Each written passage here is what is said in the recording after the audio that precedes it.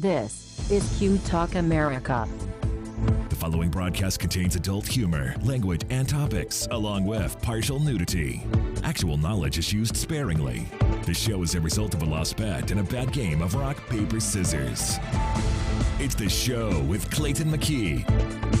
And now, a man with a face for radio, Clayton McKee. Well, good evening, everybody. My apologies for us starting a little late. We have a audio stream difficulty out of our control. Joe DeGanzik is working on it right now, so hopefully we'll have that fixed well before our next week's show, which is our 100th show. This is show number 162 in the series of Infinity, because we're going to do this forever, right? Just until we get it right. Until we get it right. God, Marnie's even got her hair done tonight. I know, Marnie, you look cute tonight. Very busy. Well, thank you. As opposed to other weeks, apparently, where you don't. It's new. Michael, turn that mic to the side. Michael is joining us. Yeah, you got to talk like this. Katie June is out tonight because she had a babysitter issue. Oh, I was saying she had a baby. I'm like, what? Damn. No, Stop me for a second. babysitter issue where she couldn't get coverage. She's drunk. And I even offered for her to bring Palmer with her, and she said that just wasn't going to work out well at all. So we've gone. Are we sure that there's a babysitter issue? I think she's drunk. I don't know. She wasn't, because she texted me yesterday. Now, granted, she could have been drunk yesterday when she texted me, but Right. she knew 24 hours in advance that there was going to be a babysitter problem. Yeah. So I just did kudos that to math. Katie. I hope maybe she's listening out there. And unfortunately, well, we miss you. Unfortunately, you can only listen to the show tonight on our video side. So thank you for doing that. Sorry to everybody, which sucks because so many people do listen to our audio only, like Tomo and in Australia And I wish I knew, like, I don't know what the difference is. Do you just click a different button? On our Q Talk America page at the top, it says you can listen now or watch now. The watch now gives you hearing and visual. Oh. It's very exciting. Very exciting. These things. And Harrison has two separate devices, so she may watch and then enter the chat on her phone. Oh my God, she has so many things. She's very on board with the technology. So many things. She is. She's very modern with an E at the end. And yes. she was so. How was that again? Modern. Got it. Well, before we get too much further into this, and I haven't vetted this story, but I feel very CNN right now because we do have some breaking news. Breaking news. Oh, we have breaking. Where did it go? And then go right to commercial like they did the other day. Yeah, we're gonna do breaking news right now and see how this works out for us. Thank you. With a graphic and everything. Now, again, I haven't. Breaking news right here on Q Talk America. We'll see how this is going to work out for us. Yeah, and he won't tell me what it is, so I can't vet it. You can't vet it. EmpireSports.com is the website reporting this. NASCAR fans are outraged. They're heartbroken. Apparently, Jeff Gordon and out race car driver Steven Rhodes confirm a homosexual relationship. I love it. Apparently. So I don't know. I think that's awesome. I looked it up. This is just Empire Sports it's New York State because it comes through Adelphia Cable. So that's real, huh? I have to tell you. And they died on March 7th, 2005. So Empire Sports what? EmpireSports.com says goodbye. We died on March 7th. It's .co. .co. I'm sorry, .co. Like, wait a minute. Who? Yeah, if you just look up Empire Sports. I have to tell you, I'm not a NASCAR fan, but I'm a Jeff Gordon fan. I enjoy him. Now, the reason that it makes me question this story is it says, as if the sports world didn't have enough people coming out of the closet, a highly respected member of the NASCAR community has come out and admitted he's in a relationship with fellow openly gay NASCAR member, Steven Rhodes. Now, it does go on to this in the story, and it says, we're unable to get a comment from Gordon or Rhodes on the news of their relationship, but is 100% confirmed by both of them. They've been seen out together very recently, and this couple has been seen hand in hand, but not much else in the public eye. Now, hand in hand. Now, I can't go right to Glee he was a closeted NASCAR driver to now he's doing musical theater. Here's the line that makes me question it. This is the line that makes me question it. This new couple has sparked a firestorm in the southern states where the rednecks tend to live. That's the line that makes me really question whether or not. Actually, that's the only one I'd really believe. So I'm not sure where to go with that. I'm not sure either, but apparently that's I don't know. Put it this way: now, with the world of the Onion, and that's why I immediately looked up the EmpireSports.co to see if that showed a satirical site or anything like that, but it doesn't. But apparently this is literally, it's breaking news. So, CNN hasn't got a hold of it, or CNN can't find the relationship. Sure. I think just like... because they're off strolling. Well, they're Malaysian. Well, the Malaysian Airlines, they're so busy with so many things. Well, these things come from all over. There's one from 2 days ago. There's one from April 9th. 2002. If it's true, it's delightful. If it's not, meh. But Jeff Gordon is currently going through a divorce. So it turns out this Jeff Gordon thing is... Is it old news? Oh, it goes back to 2002. I'm finding... I typed in Jeff Gordon gay, and all kinds of stuff come on. But 2 days ago, there is a... So this rumor may have been following him, but now we've linked it to the Stephen Rose for the first time. I think, if this is true, that half of the South is about to commit suicide. It probably is. Because these people rely on their left turners, as I like to call NASCAR drivers, to be heterosexuals. Yes. Baby, right, Yes, heterosexuals and only have sex for procreation, right? Not for Something just like for that. idle fun in the RV. We're looking Through for a sheet, I think it is. through a sheet. Oh my God, you can't actually touch the other person. I don't think that you can. I thought that was Mormon. I don't know. It's for Hasidic Jews, definitely. And this really is okay, by the breaking way, news. I'm speaking like I know, but like something like that. I think I saw it in Witness. So I that don't know. makes it real. I don't know. Right. They had curls going Very all the on way topic. down. I love that we're pulling up an 80s Melanie Griffith movie. Harrison Ford is really what I was going for. Oh, but she made one too, Stranger Among Us. I'm sorry. I went immediately to... Oh, Because very they well. weren't Hasidic Jews in were Witness. they? They were Amish. Amish, that's right. I did the correct movie reference to the wrong person. Well done. I know. Is that the Me wrong too. emphasis on the right syllable? It is. Something like that. Because you said Hasidic Jews, and I'm like, Melanie Griffith, Strangers Among Us. For 500, Alex. Yeah, for 500. And clearly the win. And to block. Yeah. Rosemary for the block. That was so funny. Movies about Jews. Movies about Jews. What? Oh, speaking of Jews, we have more. Oh, breaking news is So all much is over. happening. It's all over the place here in this city. We have more breaking news. We just heard today, I saw it as of tomorrow at 6 p.m., Karsh's Bakery is Yes. closing their doors. It's tragic. Yes.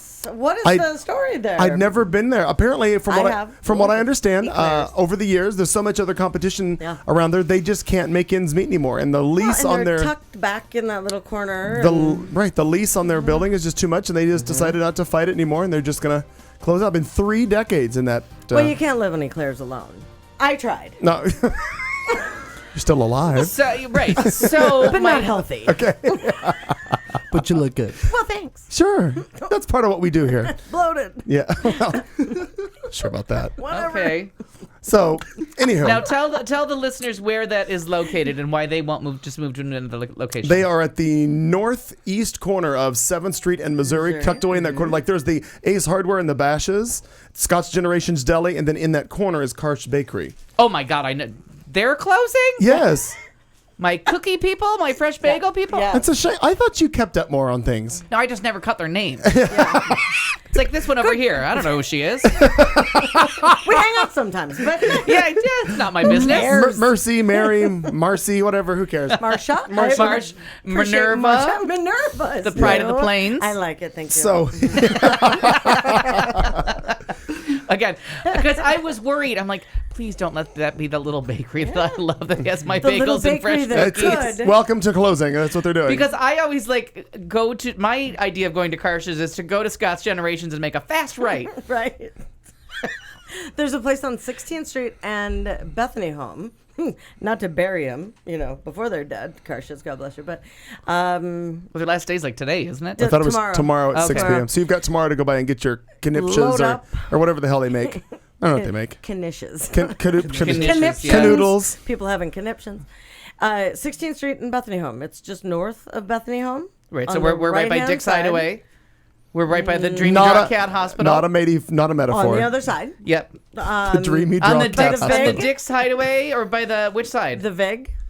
16th Street and Bethany Home. Okay. I know, but like that whole corner is so popular. The north. The Vig is the east. northeast corner, Northeast. right? Oh, so we're at the cat. We're back at the cat hospital. No. No, Oh, that's southeast. Yes, And please. and it's right the place right next door. I'll have to look that up. Aaron and I went there. Delicious bagels. Oh. Well, Texas and- Grill is right on the corner next to him. Then there's Right. and then there's an old Circle K that's just. This is interesting radio for those of you who don't Oh, live in Phoenix. I don't know why we got to a Circle K. There's we're 9 million delicious places to go on that corner. Who cares? It's if there's not a Circle K. Former Circle Yeah, K. yeah. But the important I'll thing have is to look it up. the cat hospital. I was just The trying to get Dreamy you- Draw Cat Hospital. Next to the Swizzle Inn. Please Google the sign where Just half trying to the get you a animals live fucking and half the bagel. animals Settle die, down. Just settle the fuck down. based solely on the cartoon. Damn. The sign. One looks happy, one looks not healthy. Well, you know what? We started the bike gang many, many moons ago. The Liquor and Streets, That's Liquor right. and Side Street. Liquor and Side Streets Bike Gang.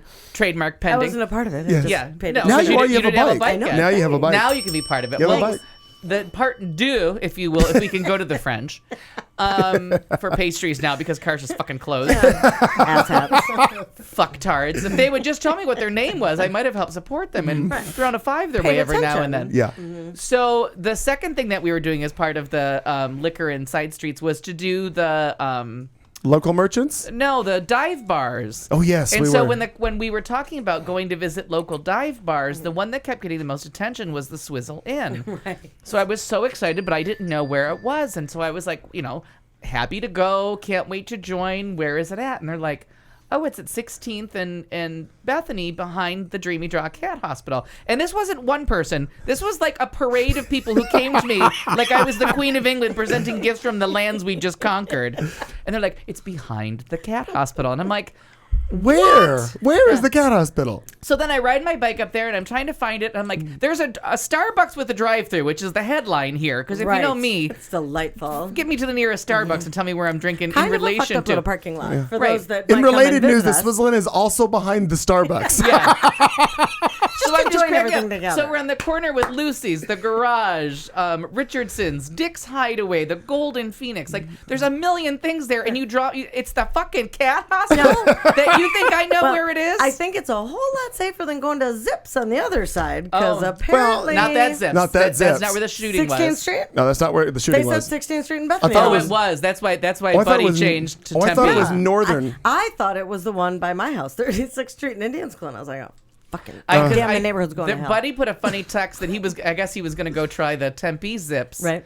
And then when I heard the headline about the person shot, I'm like, oh, he's made a funny about dead people. That Buddy Early. That's usually my territory. That silly Buddy Early. He's on point for that. He is always on point. Yeah. Well, for those of you wondering what the hell's going on, we're not really sure. It's 7:15. We're just getting started a few minutes late. Not only Marnie was late, we were late totally tonight coming on board. Wow, throw me into the bus. So we only have video. You can watch us. You can't do it. But do join us in the chat room. We have plenty going on. And there were several people earlier. You said 9 some odd people? No, we were at 12, but then somebody made dinner for Aaron. Some people fucking- can't watch. The hard thing is, from what I understand, I've never done it. Long you're time here. listener, long time listener, first time, I don't know, drinker. That it's hard to do the video and the stream and the separate chat. Like if you're on the Yeah, video, depending on what you're using. there's a stream next to it that's easier, but we don't We don't use it use because that. we can't watch what you're watching Yes, because it screws up because our... of our stomachs. Can I have I have a question. Well, yes. Did you get a perm, Katie? It's recently been done. And those hormones. And a penis. Yes. And apparently the location of the salon's behind the Dreamy Cat Pond.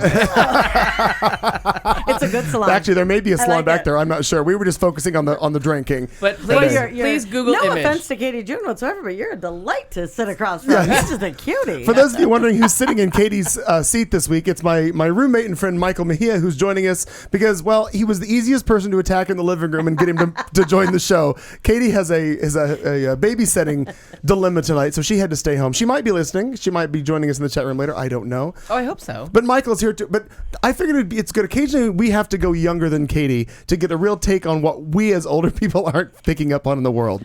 Oh, so everybody dead means nothing. Yeah, right. Well, hell, even the 90s is really kind of irrelevant to him at this point because that's when he grew up.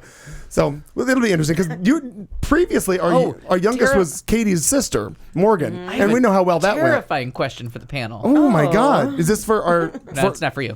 What year were you born? 1990. Were you graduating masters? Actually, he was going back into college. Jesus Christ, about 15 years later. Oh, sweet mother. Yeah.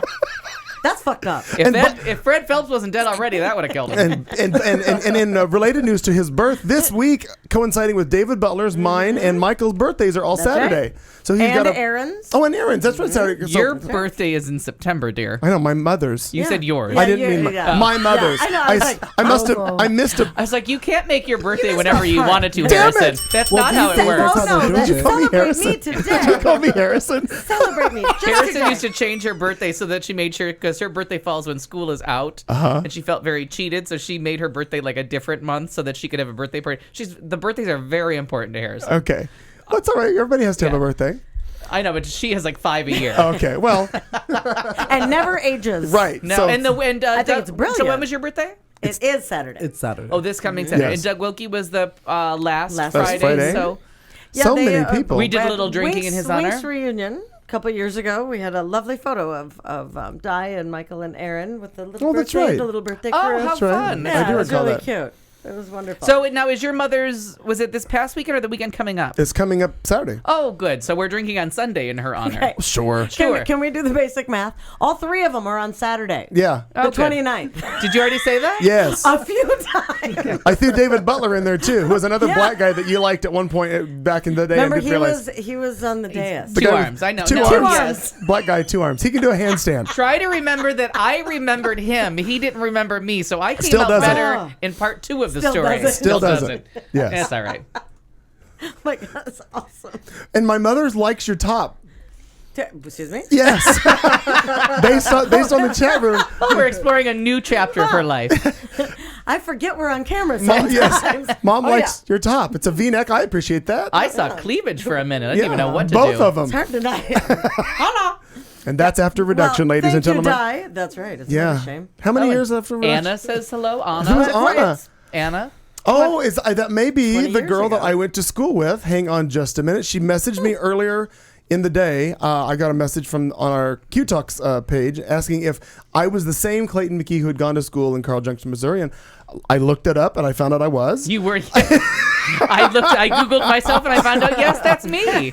Oddly, that is me. So Anna Asbell, who I went to school with back in Carl Junction, is listening. Hello, Anna. I don't know Hi. where you are listening from, but I would just, by all means, find us or type in the chat room. Let us know where you are, if you're still back in our home state of Missouri or not. But it's very cool when I find people who I went to school with who, for whatever reason, have chosen to Google People my with that name. long of a memory. How rare. Or that bored. Really, I was thinking more of a boredom. She said that she was thinking of me, and Google just Googled my name and found all these things that I've been doing. She goes, "It looks like you've done well for yourself." I'm like, Don't click the images button. Please, dear God. please, Anna, stay away from the You want to image. keep your vision. Sanity. Fuckers. Fuckers. Just a kind You and might- gentle people. Well, which one of you? You might or might not need Eeny, therapy. meeny, miny, mo. You have to pick one, kind or Catch a gentle. tiger. Oh, neither. No. Can't. Well, on she's in Moore, Oklahoma. Oh, we need more Oklahoma. Yes, A terrible pun. I've been depends. reduced to puns. It's a good pun. It's a good pun. I like it. yes, because you've been drinking all afternoon. No. That's what I told her, Maybe. and I said, well, It's really more of an early that- evening. Yes, very nice. At a rehab facility, was it? What was it? Yes. near you. I decided to throw some money at a Catholic charity and get wine Well back done. from them because I know what the Catholics like. Good. What do they like? Well, Wine. And little boys. And Well, I didn't who fit is serving that. the wine? I didn't fit. Oh, a lovely woman. It's a nice place to go for coffee. It really is. It's a lovely coffee house, free Wi-Fi. It's right between you and I think it might be the geographical center between this house and my house. And it's very nice. The coffee's good. They do a wine bar and little lunches and stuff, and it's a cute place to go. They Called just- the Refuge. Yeah, the Refuge. But it really isn't. I hate to bash them on their first day that I'm pushing them, but like, you know what I mean? Like, they didn't know their wine. They didn't know what they were pushing. They kind of had some questions, and They had questions for you. yeah, like, what is that? it's red. You're the customer. So I may be the first alcohol. person that actually ordered wine at the Catholic Charity Center. Did you take Carlton with you on that trip? No. Because He he's a and- sommelier. He could have given them a lot of information. He and Shane just met up with me because I went to Postino's to buy a bottle of wine to bring here, and then I told them, because they were both in traffic, I'm like, just stop by and finish my bottle of delicious Gotcha. Walla Walla Washington wine, a lovely Viognier from Walla Walla. Walla Walla. A real So- I don't city? even know what Yeah, to do. so we finished that, and then they told me they had a bottle of a good wine that I brought to them that we never drank, so they brought it here, and we did a hostage swap. It's been lovely. Voila. Walla Walla. Lovely. Michael, have you checked the chat room lately? I did. Okay, I Michael. look butch. Oh, because mom just said hi. Yeah, cling to that, darling.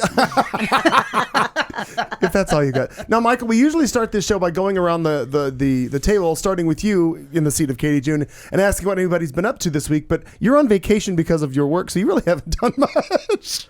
Nope, just be a young person and watch you be old. She's a whore, bitch. And watch too. me be old. Oh, yeah. Because I haven't got up every day this week and done something. Well, sure. That doesn't mean you weren't being old while you were doing do you it. Do you want to I have some aches or backaches. Do you want to discuss Sunday? What about Sunday? And that you didn't get up till 2 o'clock when I needed you at 11? oh. It's ibuprofen. Yeah, so he texted me. What was the pill you said it was? Oh, I got home at 6 and I took some ibuprofen. And last time I did that, I slept through the whole day. I don't think it's I think it's the getting home at 6 is what did it for you. It's a combination, but I did not get out of the house, bed, bathed all day yesterday, so I am in no place to judge. I thought yesterday was just a snow day. We just wrote it off. It's Could've been. inclement weather. Somewhere it snowed. I concur. Yeah. Somewhere. I was so busy looking for the plane, I couldn't leave the house. I looked had under my the radar. sofa cushions. I looked on every channel of the TV. Netflix didn't have it. Nope. I can clear all these things off the where is the plane list. Not on Netflix. Not on Netflix. It's not on Netflix. Ms. Ryer. Well, I'm just glad they found the goddamn thing, supposedly. No, No, they found haven't it. found They have located the area. I feel good about Oh, it. they found I an feel area. good about it. The Indian Ocean. Exactly. The size of the There's continental a United difference States. between the They had to girlfriend afflict- finding your area and actually having an orgasm. They are two different animals. They Well, Well, I know it's in this area. Somewhere. general Let's play the warmer, colder game. Am I getting hot? Am I getting hot? Oh, cold, cold, cold. Hot, hot, hot, hot. We have a winner. Anyway, I'm going with the fact that they found it because I'm so fucking bored with that whole thing. Oh, it's a tragedy to be bored with something where 238 some odd people Right. died. But well, it's not about that. It's if I have to hear Wolf Blitzer ask one more way that something. What do you think that now? Did this plane have wings? yeah, Yeah. Now was there? Now But what's it is happening out the, there? it Like, is shut the the fuck up. first time in like aviation history that we've lost this bit. Well, planes have been lost before and never found, assumed down. But this Amelia is like the Earhart biggest. comes to mind. And it's international. The problem is like if you're up like me in the middle of the night when Right.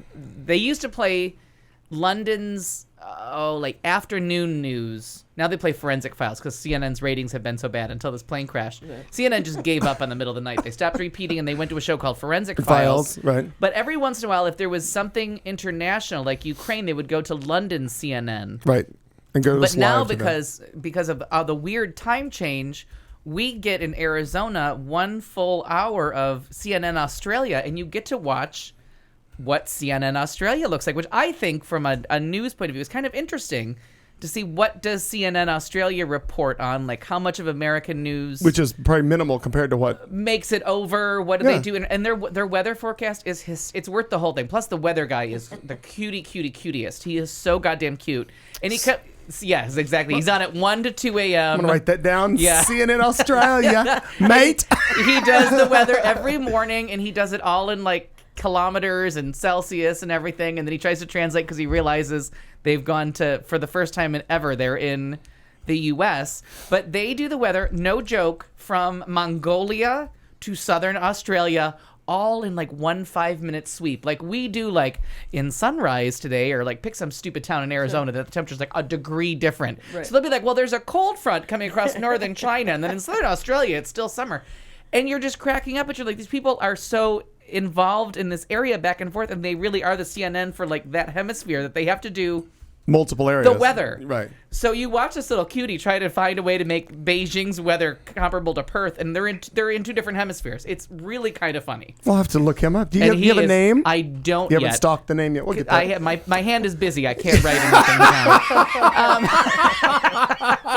So What he's selling and I'm green screening are 2 separate entities. I'm sure. But Yes. he's adorable. If we take and a you'll live- like him too. Well, of course I will. Because he's from that brown part of the world. Oh, enjoyable. Well, the one thing that I know for a fact, though, Yeah? out of all of this, Yeah. not gonna fly Malaysian Airlines anytime soon. Well, I don't know. No, that and I would think that's blame- really No, their clear. plane went up and they had to land in like Hong Kong instead of South Korea, where they're in their way. There was another zone. issue, right? Yeah, no, I'm good. Well, and the I'm fact good. that it took them 4 days I'm to the be same like, way with Southwest oh, yeah, Airlines we if know the something plane's happens." not there. We just didn't want to say.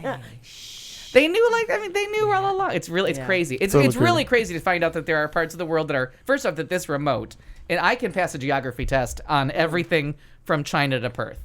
Test me. I got it. I know where we're at. Because you've been watching CNN? Because I've been watching the fucking weather every morning with this cute guy. Yeah. So, I have absolutely no idea even what to test you on. I like how Something China that. has all come up in arms where they want the satellite imagery that made them say, ultimately that all lives have been lost, the plane is down. but because we've learned new math, there's little pieces of it. It's not 24 hours newsworthy, but absolutely nothing is. And if I see what's his name, I want to say it's Fred Savage, but that's not right. The reporter from CNN in that Martin Savage in that in the simulator. Oh God, But it's kind of cool because the other thing that Fox News doesn't have, and neither does MSNBC, credibility. They don't have they don't. Well, they don't have that either. Fox News doesn't have credibility. They don't have international bureaus, so there is no Fox News Australia. So they're screwed. And the other thing they can't do is they don't have, for some reason, an in with a flight simulator. Because I'm telling you, the parts where he tries to crash a plane are riveting television. Otherwise, Fox and Friends is holding planes and like dive bombing each other. Like dive bombing each other. They're doing models. But I have to tell you, like I watched a Nova special last night called "Why Ships Sink." So it's live. It's Water? Nova live. Hole in the boat. So there are Iceberg dead ahead. I get why we're all making fun of CNN, but at the same time, I can't turn it off. Like, Okay. Oh, I can't either. I keep it on. I'm part I'm critic, the one part listening addict. to Yeah. Wolf Blitzer the whole time, going, "Shut the fuck up." I keep it There's on. a mute button. I know. I just keep it on visually. I shut it off and listen to something else, but I keep it on. So if I'm walking by and out of the corner of my eye, they legitimately have found the plane. Sure. I want to know. Yeah. Though every device that I have, every It's gonna iDevice, alert and right? blow I mean, up, yeah. oh my God, a goddamn sandstorm blows up in the area, and my phone goes off like a hornet. It almost. They're horrible. I hate to make it all about me, but that sandstorm That's almost weird. affected my drinking directly. Sand in your cup.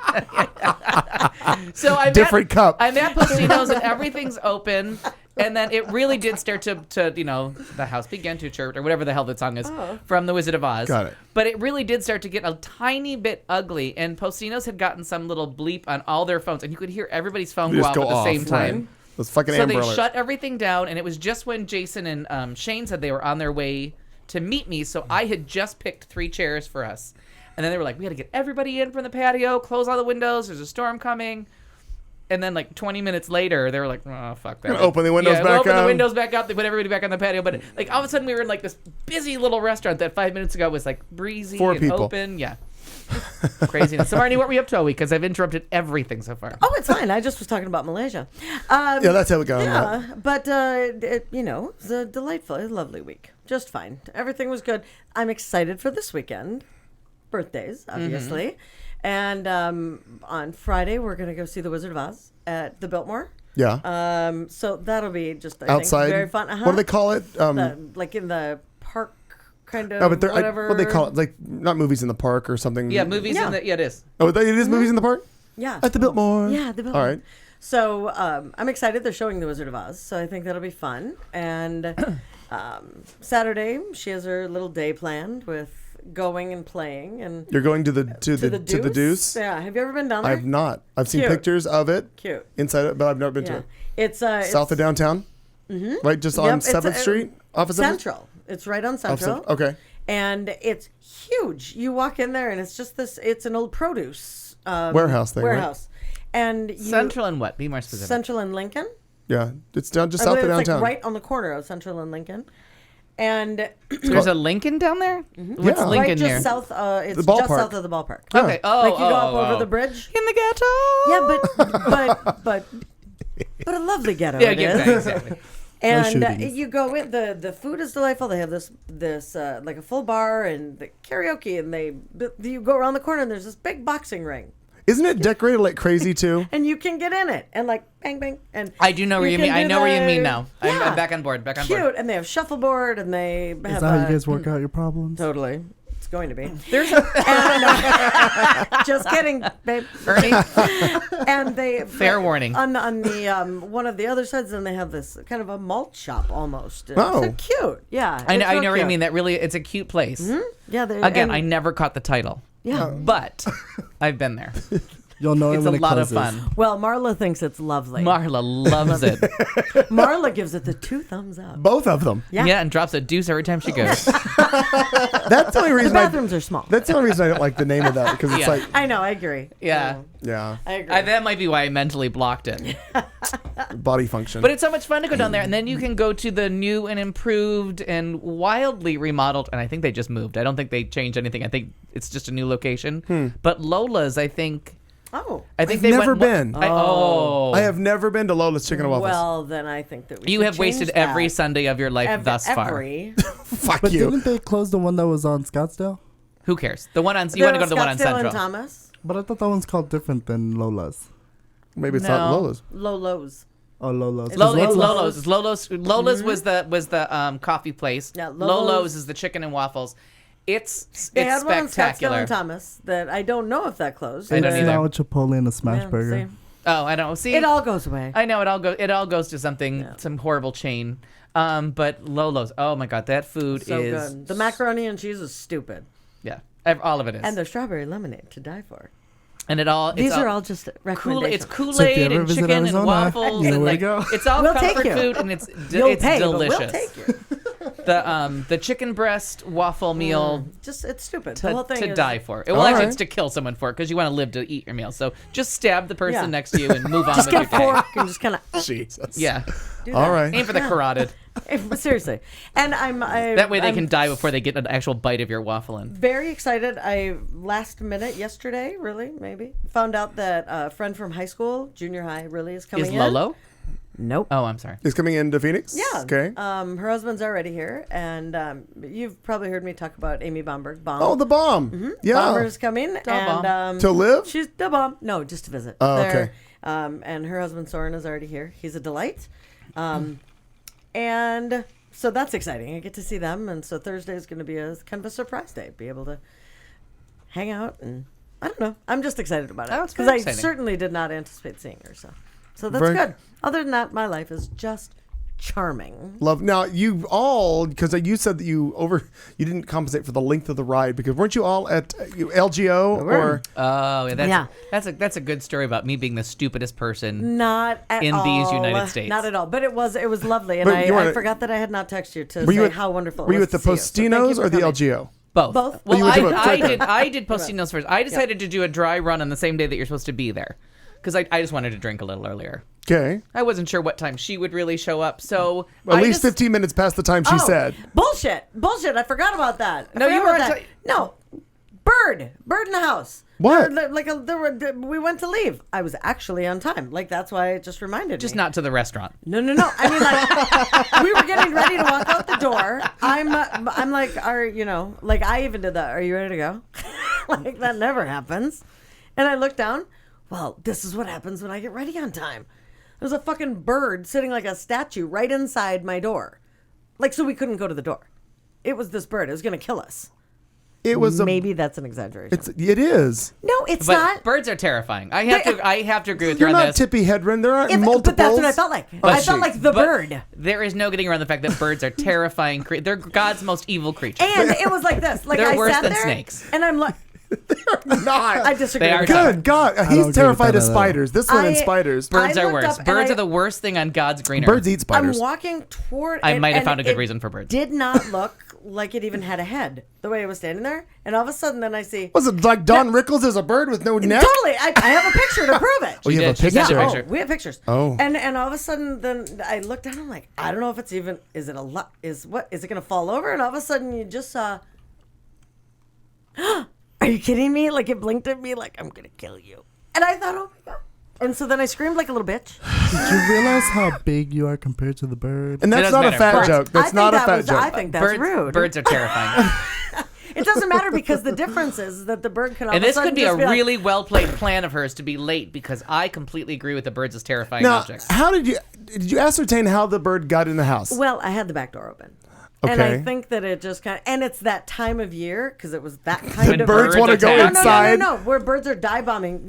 Maggie and Marty have a dead one out here at the end. Oh, of that's the not theirs. Just telling you. I saw it. Because they dive bomb to get their fur this time of year. Have you not seen that? Is it fur season? No. Did I miss a, No. did I miss I a thought it was spring wabbit fashion season. show? Yeah. No, they dive bomb to get Be fur very, from very the quiet. from the cats. They wanna- Yes, because so they're. I've never heard this. It's the craziest thing.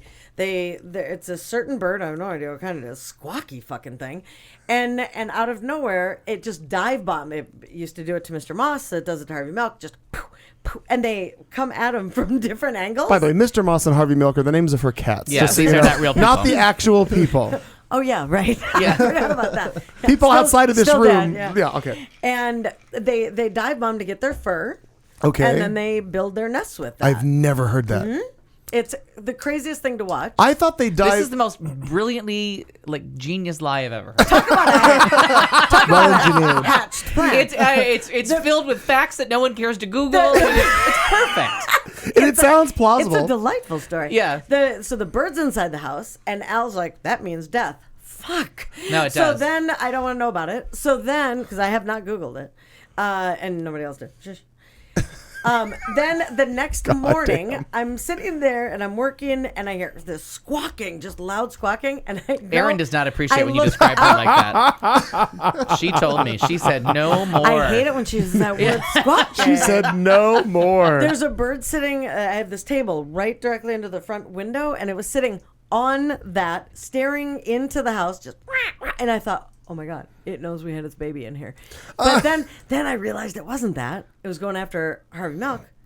And then next to my door, I go to get in my car, fucking dead bird next to my car. So hopefully that's the death it meant. Oh yeah. Now See how I tied all and that together? You really did. And I I know, honestly don't thanks. know, and maybe someone be in the here all audience night. can Google this for me, but Not about a bird. I know Harrison dive bombing for her hair. But Right? yeah, she made the nest joke already, so my job is done. Well, she got a lot of fucking hair. She does have a lot of hair.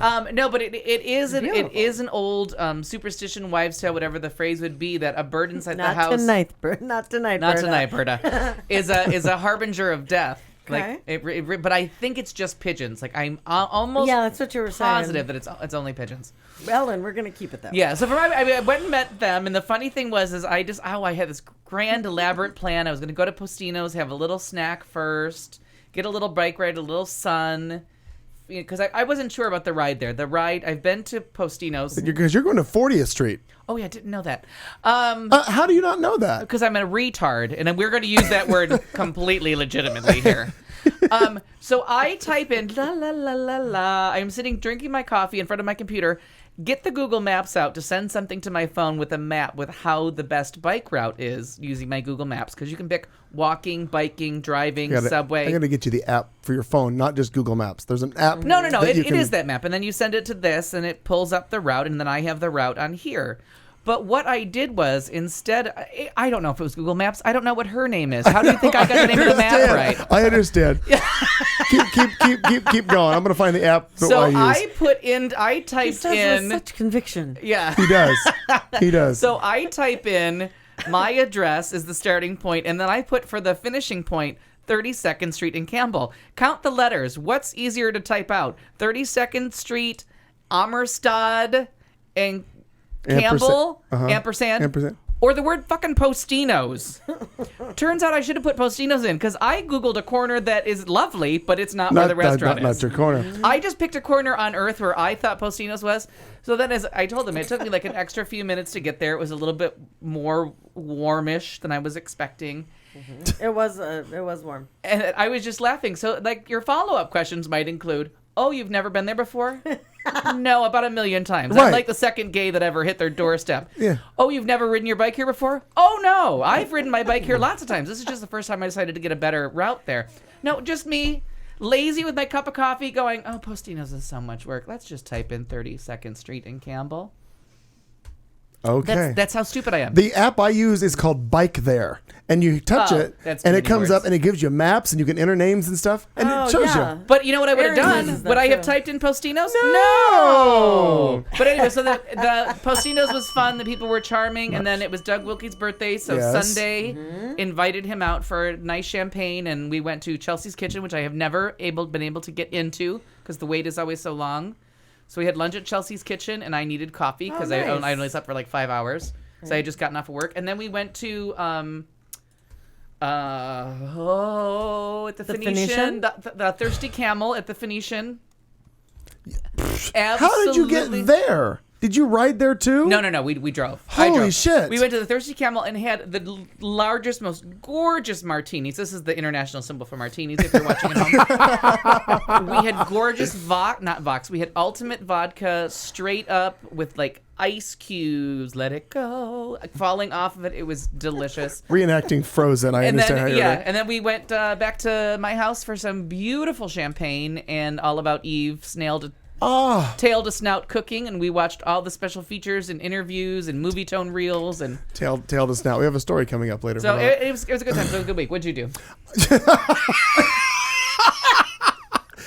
Well, in addition to everything else that I've done, I don't know if you probably didn't notice when you rode up, but I have planted all new bougainvillea across the front of my house, which has been something I've wanted for the longest time. But last year I planted them too late in the season. They didn't want bougainvillea on purpose? Yes, I want to. The color is beautiful. I just can't. The keeping up with them, they're painful and a pain in the ass. And you can never open your doors. No, you have to become a shut-in. Yeah, or only exit through the back.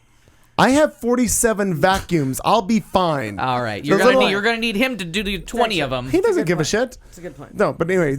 Shit gets everywhere. But that's what I've wanted. I wanted a colorful hedge, so I've got that planted. Multiple things have happened, and just dye your pubes for the love of God. We're looking for... This one caught it right away. She was born 20 minutes ago, and she got the colorful hedge joke. 24 years ago. So anyway, did that. A flowering bush. Last weekend was the Bar with Benefits weekend at Apollo's, and I wasn't supposed to host the event, but in an unfortunate turn of events, Lesbian Mackenzie's mother went back in the hospital, so she had to cancel at the last minute. Her first name is Lesbian? Everybody calls it. I don't know. I have no idea what her real. Okay. I don't even know what her real name is. That's what you got out of that part of the story? I mean, like what? That's terrible that her mother's in the hospital. Well, sure, but first she had to suffer through being called Lesbian Mackenzie for any length of time. Well,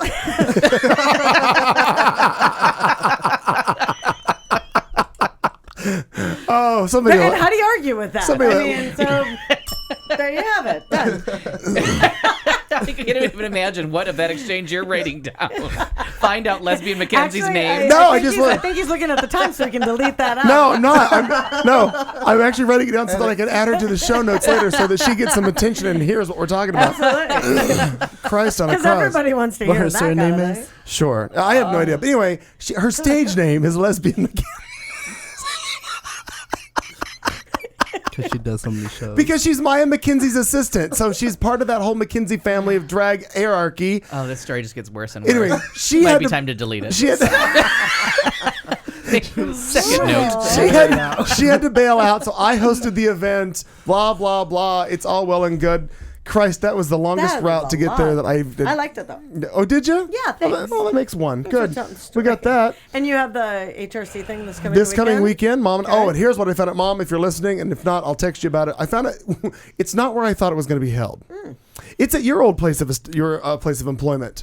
BS West? Couldn't be further. No. Hilton South Mountain. Oh, for God's sakes, I was yes. like at BS West. No, they're having it. Couldn't be much further away from where we are. Hilton where? No, it used to be called Hilton South Mountain or Point South Mountain. Point South Mountain. Point South Mountain. Point South Mountain. So that's where the gala is there this year. So at one point I thought, well, I'll just be able to run back and forth and do stuff because I have to go and do rehearsals and then come back. Yeah, this is going to be a day trip planned to South Mountain because Mom's at up north and this is a long drive. Yeah. It's going to be a lot. But anyway, we'll get there. I'll get done. It'll be fantastic. The rooms are lovely, though, if you decide to stay. And they have a water slide for the drinkers amongst us. I'm not. No, because I won't be drinking that night because I'm doing the event. So I'll be able to get us home. That's the sad part. I'd stay the night and use the water slide in the morning because that was a good time. Not happening. Not happening. I think it's time, even though we're running horribly late. Marnie, are you ready to go? Can we do it? Can we pull this off? Yeah. But you don't sound very confident. No, there's just so much. Oh, that's a good way to cover it. Just like a bird. No, I'm being serious. Like there's just so much, and I was bird in the house is worth two in the bush. Here we go. It's headlines right here on Ernie. Q Talk America. A look at some news stories. Mostly are real, and some of them are even factual. Right here on Q Talk America. See if we can get through this. Here we go. A message in a bottle arrives on shore. Well, you have lovely feet. Family traps panty thief in the bathroom. How much does an ass hat cost? Good student is not girly enough for this school. Sweet, there's an Iowa kind of special. Mom and daughter arrested for a Naples, Florida house party. Finish this sentence. And a 14-year-old gives a police officer a parking ticket for doing wrong. These stories and so much more coming right now. Oh, for the love of God. Well, one of the things that you do, I don't know, and if you've ever lived in the coast, you may find it fun. One teacher in the Northeast has decided that he's going to keep a tradition alive and teach students about the currents of the oceans by having them write messages, putting them in bottles, and throwing them out to sea. Well, Connor Corbett Rice received an astonishing email last week, a response to his message in a bottle that he cast into the ocean 3 years ago off the shores of Shelter Island, New York. He did this for a school project. He says he completely forgot about the project. He's 15 years old now. I imagined where it would be found, but I never imagined it would wind up in the Bahamas. And that's where the bottle washed up on shore more than 1,000 miles from its origin in New York. The teacher named Jack Reardon, who has been assigning the project for 9 years as a way to teach students about ocean currents, said that it's so remarkable about the bottle being found that it's nearly impossible due to the way that the currents form in the ocean. So apparently, the way that it normally happens, they usually get the bottles back within 24 to 48 hours. Locals find them along the beach or boats passing by, they pick them up out of the water.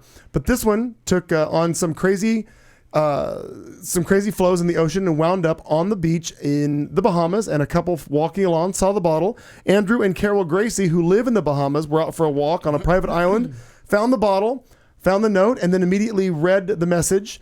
And it was a very cute message. It says, "Hi, my name is Connor. I live on Shelter Island. I have a younger brother named Mitchell. He is 8. I also have a sister named Angela. She's 5. My dog is a puggle named Boo. If you find this, please write back." Aww. So they found the email. He thought it was crazy that he got an email. Didn't think it was true, but absolutely found the bottle. And they have a note online. You can see the note handwritten by the kid. So I just thought it was kind of cool for all of the crazy communication in today. You can still throw a bottle in the ocean and somebody might read it. Have you ever done that? I have never. I've never done that. Certainly not memorable, obviously, but I feel like I did when, I was really young, 7, 8, something like that, into the Mississippi. Message in a Are we going to get sued? And will he stop? I don't know what that means. The police. Sending out an SOS to your heart. Dun, dun, dun, dun, dun. All right. He knows nothing about what we're talking about, I'm pretty sure. Neither does she. No, actually, synchronicity. Hello. Oh, hi. Not bad, huh? Yeah. A little earlier, but you're there. Mm-hmm. Same group. Same group. So apparently sometimes when you go to look, when you save articles, they don't save. They, that's all. The bird gets stolen. So you have lovely feet. You know how I feel about feet. I know. Last week we had a big discussion about your feet. I couldn't get past it. But then it was now, a petty conversation. Petty convo. That's cute. Totes petty. More puns. I appreciate them very much. Uh-huh. Well, apparently if you go to Walmart, because Al does all the time. Oh, yeah. Spends a lot of time with Twice the so Walmart. far. No, I've been there 3 times. I needed 2 refills. There was a gentleman who pretended to be a shoe salesman there. Because they don't have shoe salesmen. Right. How many people are like, oh, it's like Payless? No, it's not. No, it's not. No, we're not going to get. I love that where she went for fancy shoes Yeah. was Payless. But well, my whole point is Plastic shoes. right. So I'm gonna put them in the same category. A fake shoe salesman was charged for toe sucking. Yeah. Oh. So after I threw up, because that's just so stressful. Stressful. It really Not the word I would use right now, but ugh. Anyway, this was in North Carolina. I automatically thought this has to be somewhere in Florida. Florida, of course. Why wouldn't you? But I think the guy probably was from Florida at some point or passed through there and just took the Florida On his gene way to with North him. Carolina, he Yeah. just took a little Florida juju shimmy, with him. shimmy through Florida. Shimmy to Florida. Doily. So douchebag poses as a shoe salesman. And then, so he says to the woman, hey, come and try on these shoes. She buys into it. She was high. I don't know if that's true. She's at Walmart. Chances Chances are. Thank you, That's Johnny Johnny Mathis. Mathis. Yeah. Yes. Anyway, so the woman kind of goes along with it a little hesitantly, and Just a little though. a little bit. Because the feet got into his mouth. Something might be amiss here at Walmart. So the woman gets a little horrified and starts to protest. Wouldn't you get She had your a, hands off she had a my sign with her and everything. She was a protest. Westboro Baptist Church. shit. Anyway, Godhead's fags and get off my toes. and feet. Yes. And so he launched into the fact that he was a podiatry student. Like, he had all kinds of shit was ready. a podiatry Yeah, he had all student. kinds of shit ready. Apparently, there have been several complaints of incidents like this in Kmart and Walmart. Shocking All the marts. again. All the That's marts right. are closed for their shoe sales. He was basically he's done things like told a woman he was conducting a survey on feet of different races and nationalities. Absolutely. The second woman that he talked to apparently agreed to take her shoes off, but she left when the suspect asked her to remove her socks. He's 31 years old. His name is Michael Brown, and he has now been charged with assault on a female because once he got the socks off some chick, he just like I don't know, was very hungry, and grabbed her feet and started and looks a started little bit hungry. something. I And think started sucking on her feet. I think I see where this is Can going. you imagine? You know what this is going to be? This is going to be the hush puppy defense. Or twinkle toes. Oh, something. You know, there was the Twinkie defense. Wow. Yeah, that's where I was going with that. Yeah, I liked it very much. Holy crap. So anyway, I just thought basically the moral of the story is Don't buy shoes at If you- Walmart. God pay no. If Oh, you all do, If you're approached by a podiatry student, In Walmart. run. Yeah. Just go. I'm sorry, but otherwise- if I can't. if all things go wrong again and I end up in another Walmart in this lifetime and someone approaches me to speak, I'm just gonna shoot him. I'm just gonna stand my ground. That's actually what they did. stand your ground. I'm gonna You're go over right. to the what gun they did counter. in Tempe, I believe. There was I'm gonna go to guy the- shot another guy in Walmart. If this person is talking to me, I'm gonna need to buy a rifle immediately. I'm sorry. I'm going to need to see some ID. Like if out of nowhere you hear in Walmart, you want to suck on my what? Run. Well, no, we've heard that before. That's a different story. That was in the parking It lot. depends on where the sound is coming from. Really right? close to the wing stop. And who it comes from. The wing That's a good stop. Wow. Now, who Well, was no, it I that do said go to that? the wing stop very often, but you have Are to you deal sure, with Brian? all Are the. you Oh, I recognize that. Clayton, Is it dark skinned? You never know. you want me to Describe your- suck on your what? Describe your chicken. White meat or turkey? Anyway, please refrain. From that. From that. Al, you're having all kinds of difficulty tonight. What are you? No, I left my. I just left my wine glass. Everything was Oh, going well. jeez. So I realized. Just drink out of the bottle. He's having all kinds of issues. There's a lot going on with that. Well, we will take our first trip, even though there's two of them, I believe, tonight. We're going to take our first trip to our favorite state, the penis of America. Let's go to Florida. Love it. Well, a family trapped an accused thief who apparently is only interested in panties, according to NBC affiliate WBBH. Members of the Gonzalez family say that they grabbed baseball bats and headed downstairs after being awakened by a loud noise, but could not find the intruder. And decided a game of softball was appropriate. No. They were all in the How many living room. baseballs do you have upstairs in your house? Janet Gonzalez was quoted as saying, "We were all in the living room and we heard a noise, and that's when we realized that someone had checked in the bathroom. They opened the door and saw the man crouched down in the bathroom, so the children of the family leaned against the door and held the man captive in the lower level bathroom while the mom went outside and summoned a deputy who was in the area and immediately arrested the man. She cracked open the bathroom door and saw him in there. They kept him inside. When they arrived, a 21-year-old suspect, Manuel Rodriguez, no relation, my guess is, was found to be unarmed and with the daughter of the family's panties in his pocket. That was the most disturbing portion of this. Was it panty raid? Yeah, that's all he was interested in. Yeah, I've got a lot of questions. So many questions. Anyway, that I don't want to ask. But I love that But the mom was clearly- like, "Kids, I'm gonna run and stay safe and get help. You it's hold a the Mexican family.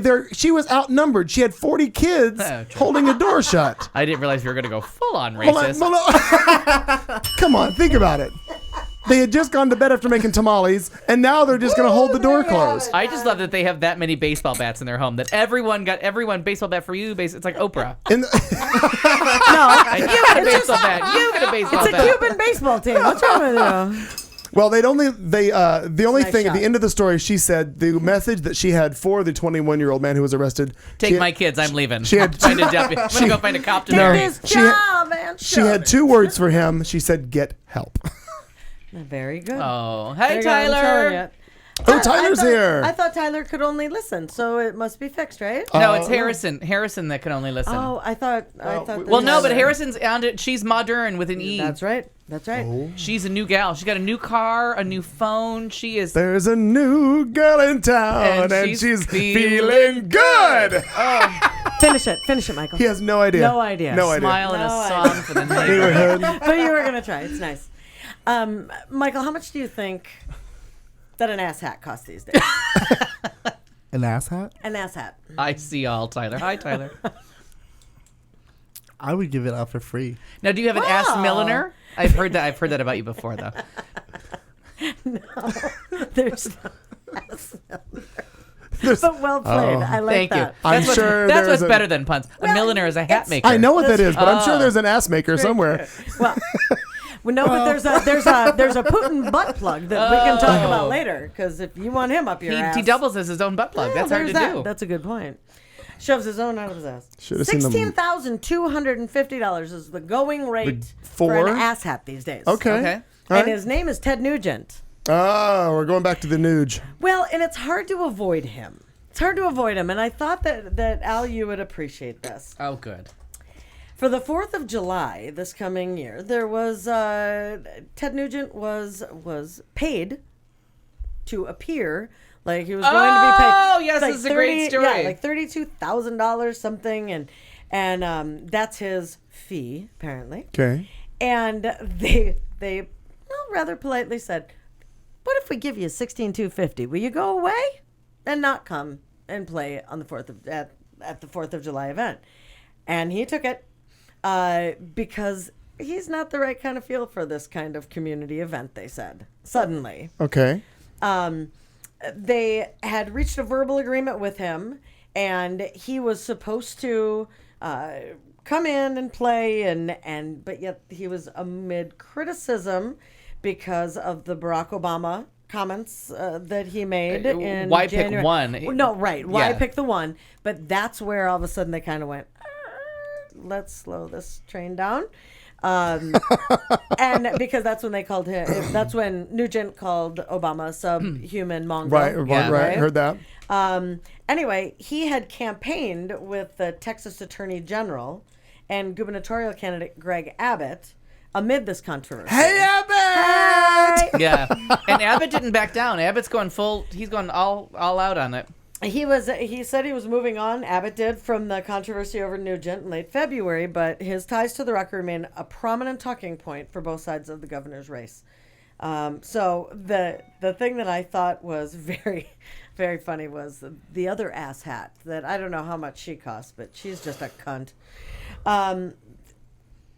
Now you understand why we need the mugs. Absolutely. Michael didn't understand about the mugs earlier, so we got it. There was Abbott's rival, Texas State Senator Wendy Davis, who's a Democrat, Yeah. called the Attorney General's embrace of Nugent an insult, while former vice presidential candidate Sarah Palin, Republican, cited Cunt. Cunt, also a cut. Thank you.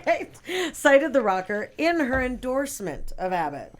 "If he is good enough for Ted Nugent, he's good enough for me," Palin wrote on her Facebook page. They're just, you know, She just they're just a pile of cunts. They're just a bunch of idiots. That's yeah. it. But Yeah. that Wendy Davis is a very strong woman. Isn't she the one? It's an out. Yes, she's the one that stood and did the filibuster in front of the Texas right. Senate. Oh, yeah, So yeah. there is a smallish chance, to quote Wicked, that she will win the governorship. It's very, very small. She's way too liberal. Yeah. But all you have to hope is that all the crazies vote for other people, and she gets Exactly. She finds her way in. Yeah. But it's a very strong. But the fact that Texas just remains batshit crazy, and it's the state that the Democrats think they're going to flip before Arizona. Yeah. They actually Yes. think that Texas will flip because of the immigration Oh. and how many Hispanics are there. That they actually think Texas will become a blue state in the national that's elections, hysterical. not in any kind of local things. Right. but that they think it will flip before Arizona. And I find that more terrifying than all of the crazy people in this state is that we're ranking number 2 in the behind Texas. Yeah, in line for sanity, we're number 2. Yeah. When we had first started talking about this with Nugent and the fact that we had the Cat scratch fever countdown. No, we had the countdown for his death. We're like, please, just die, that's because right. he had said that that at a prominent, he had been removed from a concert lineup at a prominent military base after saying 11. he would be dead or in jail by this time next year. Yes, I remember him if saying that. Obama was reelected. And he lied on both accounts. Yeah, Yeah, he because now did. we're even a year past that. We're a year past the inauguration. Yeah, now he's just attention Fucktard's a seeking liar. I don't know. asshole. Yeah, I Attention don't seeker. A get lot it. of those people are attention but seekers. we hate Ted Nugent. The end. But I love that someone paid him to not show up. I do too. I I'll think take that's that kind of brilliant. money. You know what I mean? Yeah. I want to Hey. I want to be paid to not attend Republican events. It's like being paid to go on vacation. Here's Yeah, how much let's it'll cost to get me to barter. not show up at That's your right. event. Yeah. I like it. Well, speaking of not attending, 8-year-old girl who was no longer welcome at a Christian school in Virginia because school officials were disturbed by her boyish looks, according to a news report from WSAT. Oh, this story's horrible. This is a horrible story. It's ridiculous. Horrible. Grandparents Doris and Carol Thompson, not 2 women, Carol's a man's name also, took and adopted and raised this girl named Sunny Kale. They took her out of Timberlake Christian School after they received a letter from the principal saying, in part, that administrators can refuse enrollment for them condoning sexual immorality, practicing a homosexual lifestyle, or alternative gender identity. This girl is 8 years old. She has not even decided anything yet. So the grandmother asks, how do you label a child 8 years old or discriminate against an 8-year-old child? It's just ridiculous, she says. It just doesn't happen. The letter also referenced Bible verses. WSET says, part of the letter reads, quote, we believe that unless Sunny, this is the daughter, the 8-year-old girl, as well as her family clearly understand that God has made her female and her dress and her behavior need to follow suit with her God-ordained identity, TCS is not the best place for her future education. An administrator told the Thompsons that Sunny is a good student, but that that things disturb the classroom environment, such as her appearance, which is bullshit. The Thompsons say they have no plans to re-enroll her at the Timberlake school, even though she does miss her friends and cries daily as the school bus goes by. Oh my God! Say her name again. Is it SONNY? It's SUNNIE. Fucking hippie. SUNNIE, and the last name is KHLE. I posted this picture, or this story actually on our Facebook page. You can click on and read the story, or watch the story actually right there. But that was so sad that this little girl who is, she likes to play in the mud. She wears she had some sports team shirt on in the thing. She's just a little girl. She doesn't know anything yet. Now, I had this combined. The reason I thought the story was, and the story is horrible. That's just fucking. These are just fucking ass hats. I was told in the thing that I read that she had shaved her head in Different girl, different okay. story, different story. They have And mixed, that's bullshit too. They have mixed them up on popular media. Oh, okay. That 'Cause the not the girl same. that shaved her head in support Supported of for her friend, girlfriend, her girlfriend. her friend with cancer Yes. was kicked out of school for looking like a boy. No. That story. She wasn't kicked out for looking like a boy. Their code of dress, anything that's distracting. That's what they claimed. That's what they won't let her So back they in did school. kick the little girl They kicked the little girl out of school. The little girl who but shaved her head in support of her best friend who's got going kicked through out of chemo. school. Right. Oh, I no, thought this two was different But different she's back in stories. school now. Two different. Who? She's back in school. Oh, did they? Well, yeah. Did they relent and say, okay, Yeah, you can they come put back? They put her back in school, but they're going through the whole officials of deciding what's going to happen next because they... Her hair's going to grow protest- back. That's what's going to happen next. Hair grows, people. Yeah, well, that's- not mine, but everyone else's. No, but those are two different stories. Both stupid. I mean, Oh yeah, the one that they ridiculed, that they did something bad for the girl who shaved her head in support of her friend, and both stories are horrible. yeah. Yeah, but this girl's 8. 8-year-old girl who, adorable girl. And what it kills me is she's a good student, but because somebody in that school who apparently, I don't know any gay people. I'm sure that there's some stupid reasoning behind this. But they cited all the scripture and verse and all other fictitious things from that book that some people believe in. All that bullshit was involved in this as well. This is kind of an edited version of the story.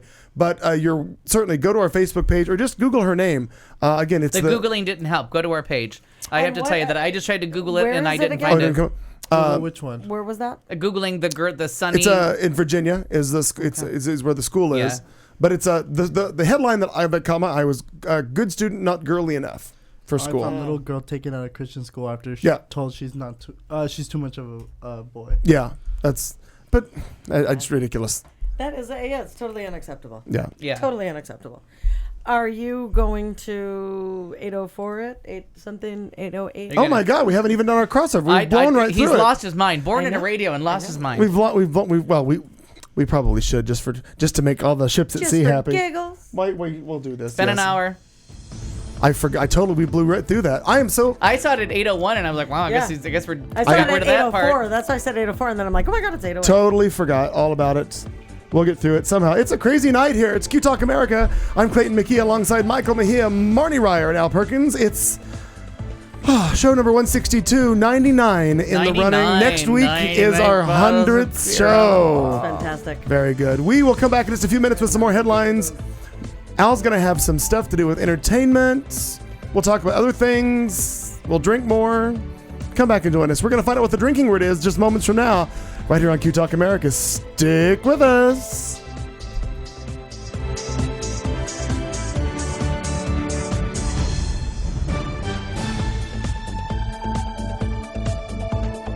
You've been listening to The Show on Q Talk America.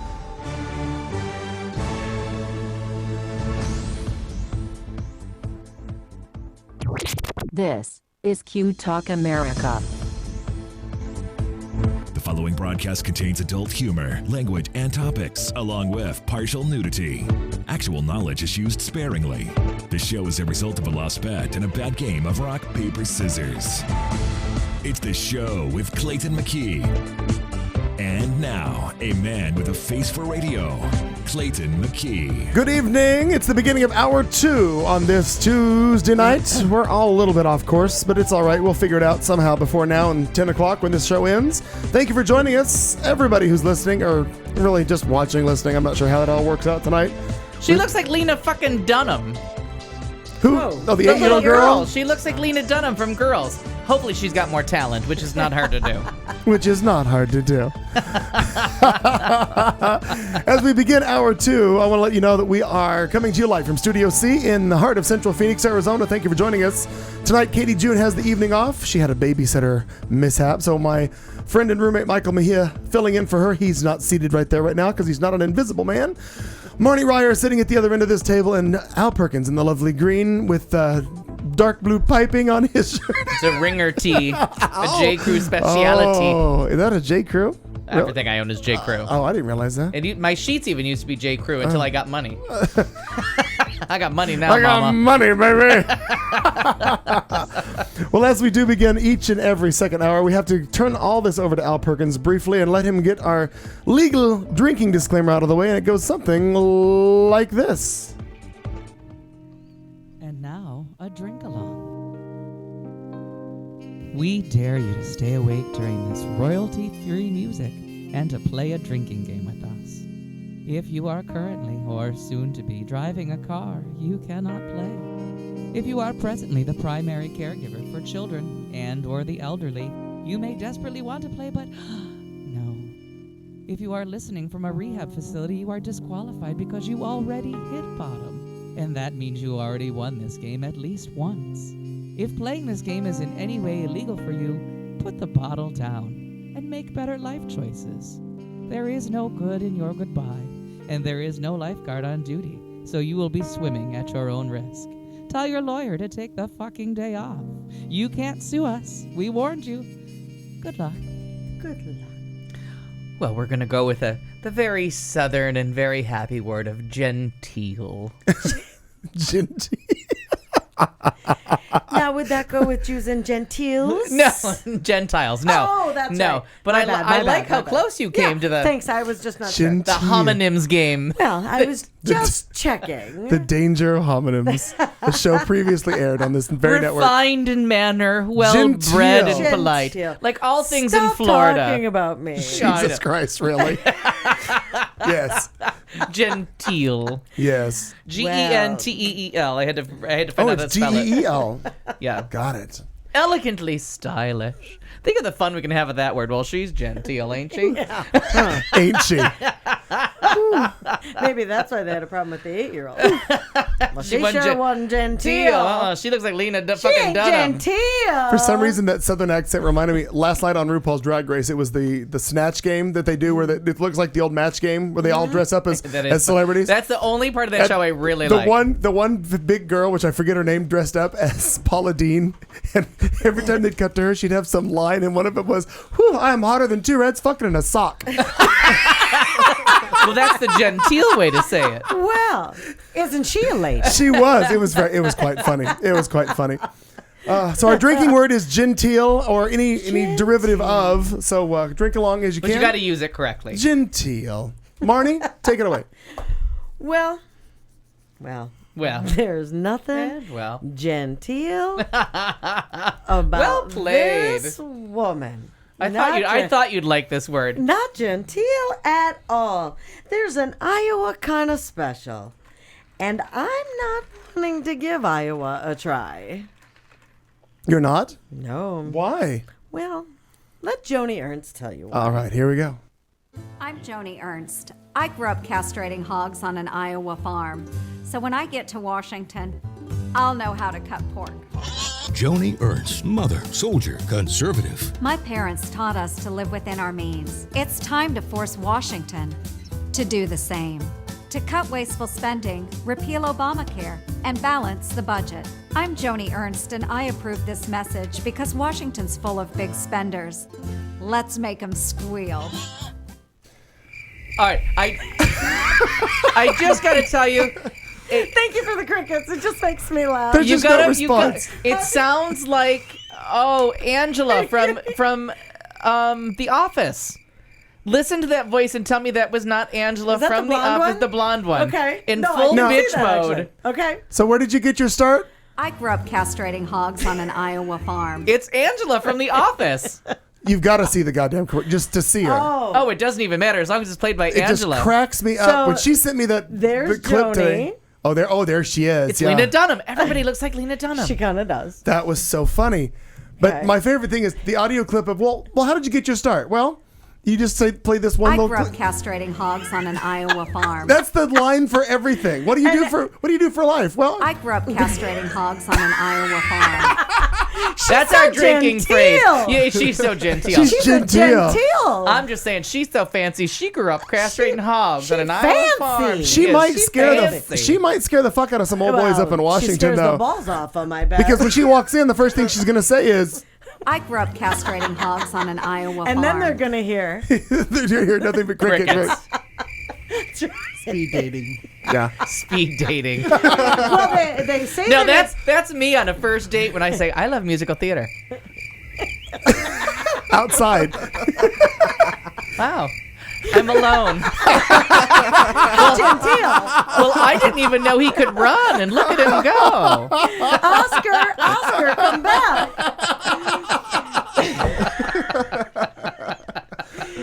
Have I said too much? If I said, it's all I can think of to say to you. And they don't even get that. No, I know. People, did. you have to see Evita enough times to understand the do. And I love when the closed captioning puts out trill up, trill down. I love the deaf. They have so much fun. I'm glad our And they never carry their own pencil and paper. I used to love when the deaf guy would come up to me when I worked at BS West, and he'd be like, "Can I have a pencil and paper? I want to write him a note." I'm like, "You were deaf when you left the house. Why didn't you think of that earlier? You've been deaf your whole fucking life. Why did it just occur to you needed a pencil and paper to talk to somebody, dumbass?" I don't come out good in that story. So how do you truly feel? No, you don't. But it's funny. But nowadays, Marty, are you okay? No, I don't think I am. Oh, It's very I can't believe you've genteel. known me this long and you've never heard my genteel story of telling a deaf person. No, I have not. Read my ever lips, heard bitch. say You that. were deaf when you left the house. My God. but now they carry around all the phones and they can type and text stuff because That's true. that's how I do it all the time. See how the world changes when I leave it? Well, now that you don't wait tables anymore at my BS God. West. I know. That's all the deaf needed was to get their shit together. Well, he's gone. We got to find a way to communicate without the guy that gives us Now pencil we're and talking. paper. Somebody go create an Apple product. Without they- the asshole they- that'll give us pencil and paper. Just spits out of your phone. Choo, choo. And He's the least You genteel got to the pencil. deaf. He you is should not have. You genteel. had to see Darren just lose his mind when I wrote that down on the piece of paper. Seriously, now? Just occurred to you you needed to write something down today? Did you write it in all caps like you were yelling at 7 him? You were p.m. yelling, right? Yelling at him. Because no one had told me yet. No, not yet. Well, actually, when he read my handwriting, he thought, "Oh my God, you're disabled too." Oh, he's blind. Look, together we're Helen Keller. And then he wants to meet. Well, if they hired you, can I get a job? You can't read nor write. Oh, that's fantastic. I come out good in Well, so many stories. Well, just kind of jumping back to this Joni Pig shucker. Johnny Pig. No, wait. Joni Pig shucker. The what? The The one. The one about. I grew up castrating hogs on an Iowa farm. It's Angela. Please Google Angela's seriously, voice from it The really does Office. sound It's like her. They say that if you want an effective campaign commercial, you better use those first 5 seconds to grab them by the balls, and she sure does. She sure does. And locked My him God. off. Whoop, and then they're gone. Then they're gone. Pig's testicles. Pig's testicles is what she decided to talk about. She, hey, Wilbur. Oh my God. she I decided- don't ever need to know that you can do that. I've done it before. That he can do a pig sound? No, that wasn't a pig sound. Not in front of me. I'm going to leave that Michael? alone. Do we need this? That Well, is exactly how violated I feel. Apparently, this whole campaign isn't really working for her, though. No. Isn't that weird? Odd. Who's her It's PR? in Iowa. Who's her PR firm? I'd like to give Iowa a try. No, I would not. Oh, I hate to interrupt your pig fucking Yes, for just wait. 1 second. But did you know that Harrison's never seen the graphics for the disclaimer? I didn't know what she was talking really? about. I just figured it out. I'm sorry. Because of her Her inability to limited see. abilities Yes. before. Oh, she has Fantastic. newfound powers. She sure does. She's almost part of a coven. Go ahead. Genteel Pray coven. continue, pig fucker. This woman cuts. There's so much happening in this. But anyway, so who's going to cry over spilled pig testicles? Who No, cares, not you me. know? But she's like 20 points down in the polls. Really? And, She might as well say she's a witch now. but she's Just go Oh. full on Republican primary. I'm Christine O'Donnell's little sister. Yeah. I'm And not I a witch. cut I mean, I said it on testicles. TV 100 times, but I never I meant didn't mean it. I'm genteel now. No. Thank you, Well Tyler, played. for agreeing with the Angela Well played. thing. Go ahead. Yeah, no. Clayton McKee, I feel like you're absolutely. next. Please move on. Well, we're going to go back to our favorite stage. Oh, God. All we should do is Florida news. This show should be called Florida. Florida News. They should. Police investigating complaints of a loud party arrested an 18-year-old woman and her 56-year-old mother who said she was out of town but was found hiding in a bedroom closet at home. Welcome out. Officers pulled up to the house at 540 Starboard Drive at Naples shortly after 12 a.m. Tuesday. They said they immediately saw a number of people running through the house, locking doors and shutting off lights. As the officers walked up to the door, investigators then say an 18-year-old, later identified as Mariel Wynand, came out of the house to talk to an officer. They said that she was extremely intoxicated and, in fact, was being held up by 2 other girls. The teen reportedly told officers the house belonged to her mother and the elder Wynand was out of town. Police were able to reach Carolyn Wynand by her cell phone, which apparently she had with her in the closet. She said that she was not in Naples and, however, was unaware that her daughter was having a party. She gave the officers permission to enter the home and to get everyone out, according to what the arrest report says. Investigators say they found alcohol scattered throughout the property and a small amount of marijuana inside the house. Inside, the officers found people all over the place in various rooms, closets, and other hiding places. They say one of the people they That's found... bad pot. They say that one of the people they found hiding in a bedroom was, in fact, the elder Carolyn Wynand. When officers asked if she was the same person they just talked to on the phone, she said, "Well, yeah." The oft referred to but seldom Yeah. seen. This time, Carolyn She's not Whelan genteel. told. Yeah. This time, Carolyn, however, told officers that she was aware of the party and thought that she was keeping all of her daughter's friends safe by having the party there at the house and not allowing them to drink and drive afterwards, even though they're minors. Police say she admitted to knowing that there was alcohol, but did not admit to buying it for her for any of the drinkers. No, because they all bought it themselves. Yeah. It couldn't Neighbors happen. were shocked that Wineland I would get it. allow such a party. A neighbor was quoted as saying that I can't believe that she would say that she was that because it was wrong, absolutely wrong, to raise children in that area or that way. Peggy Stockwood said she lives nearby. Officers called the parents of the juveniles at the house to have them picked up their children. Those over 18 were allowed to leave with a sober person who was not present at the house party, according to police. Carolyn was charged with 1 count of having an open house party and 26 counts of selling or giving alcohol to persons under 21. Wow. Does she have a lawyer? Didn't say anything about a lawyer. No. No. No. Is it her bartender, I wonder? Could be. Could be. Don't know. That would typically be the best lawyer you could have. Yes. So finish the sentence for me. Duck, Bitch. duck. Genteel. Bitch. You're playing a kid's game. Duck, duck. Bitch. Goose. Oh, Goose. yes. Goose? Goose. Duck, duck. It was me. I'm going to say bitch. Was I the child in the story? Did you ever play duck, duck? Goose. It's a lot of running around in circles in a hot room with It no was windows. annoying as yeah. can be. It was outside. It's not like, made who for did gays. It inside? Oh, we where- did it if you grew up inside, in sorry. winter, yeah. I got it that good. Outside, You we act played like things I'm not like from keep Minnesota. No, I was just gonna say in New York we played it. If we're outside, it's keep away from me. I'm over in this corner enjoying the sunshine.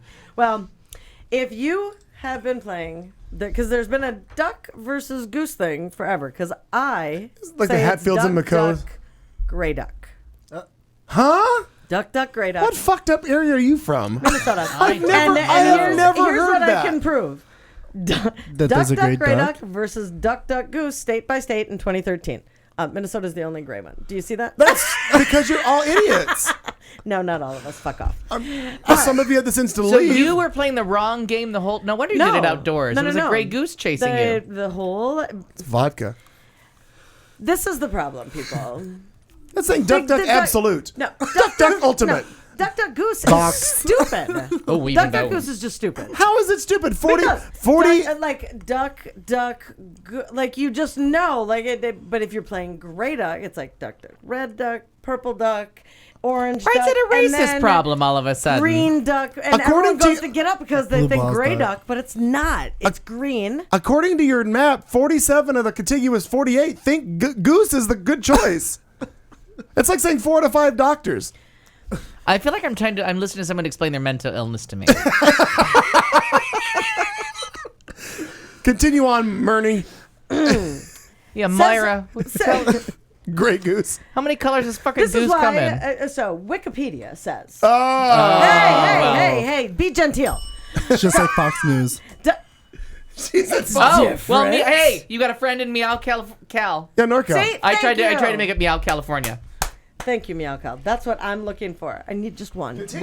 Welcome back. Wikipedia says Duck Duck Grey Duck is a variant played by children in Minnesota. This version adds a layer of listening skills to differentiate between gray duck and green duck, as opposed to duck and goose.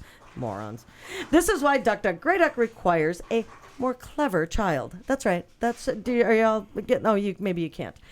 This version of the game allows for trickery. For example, the person calling out duck colors can tap someone on the head and say purple duck, blue duck, and watch that person start to get up and then finish green duck. And then Now, you can laugh I at do them. have to admit that since clearly it's been longer since I was in the goose category than you. All I know is that you run around in circles like a goddamn fucktard. What It's is character building. I No, always say something dodgeball like- is character building because then you find out who hates you. Duck Duck Goose just shows you who's the fat kid that doesn't want to run around. Wow, that's a Because I'd have good been Or like, it's too slow. because somebody said goose to me, I'd be like, yeah, I'll goose you later. Fuck off. Like, That hurt.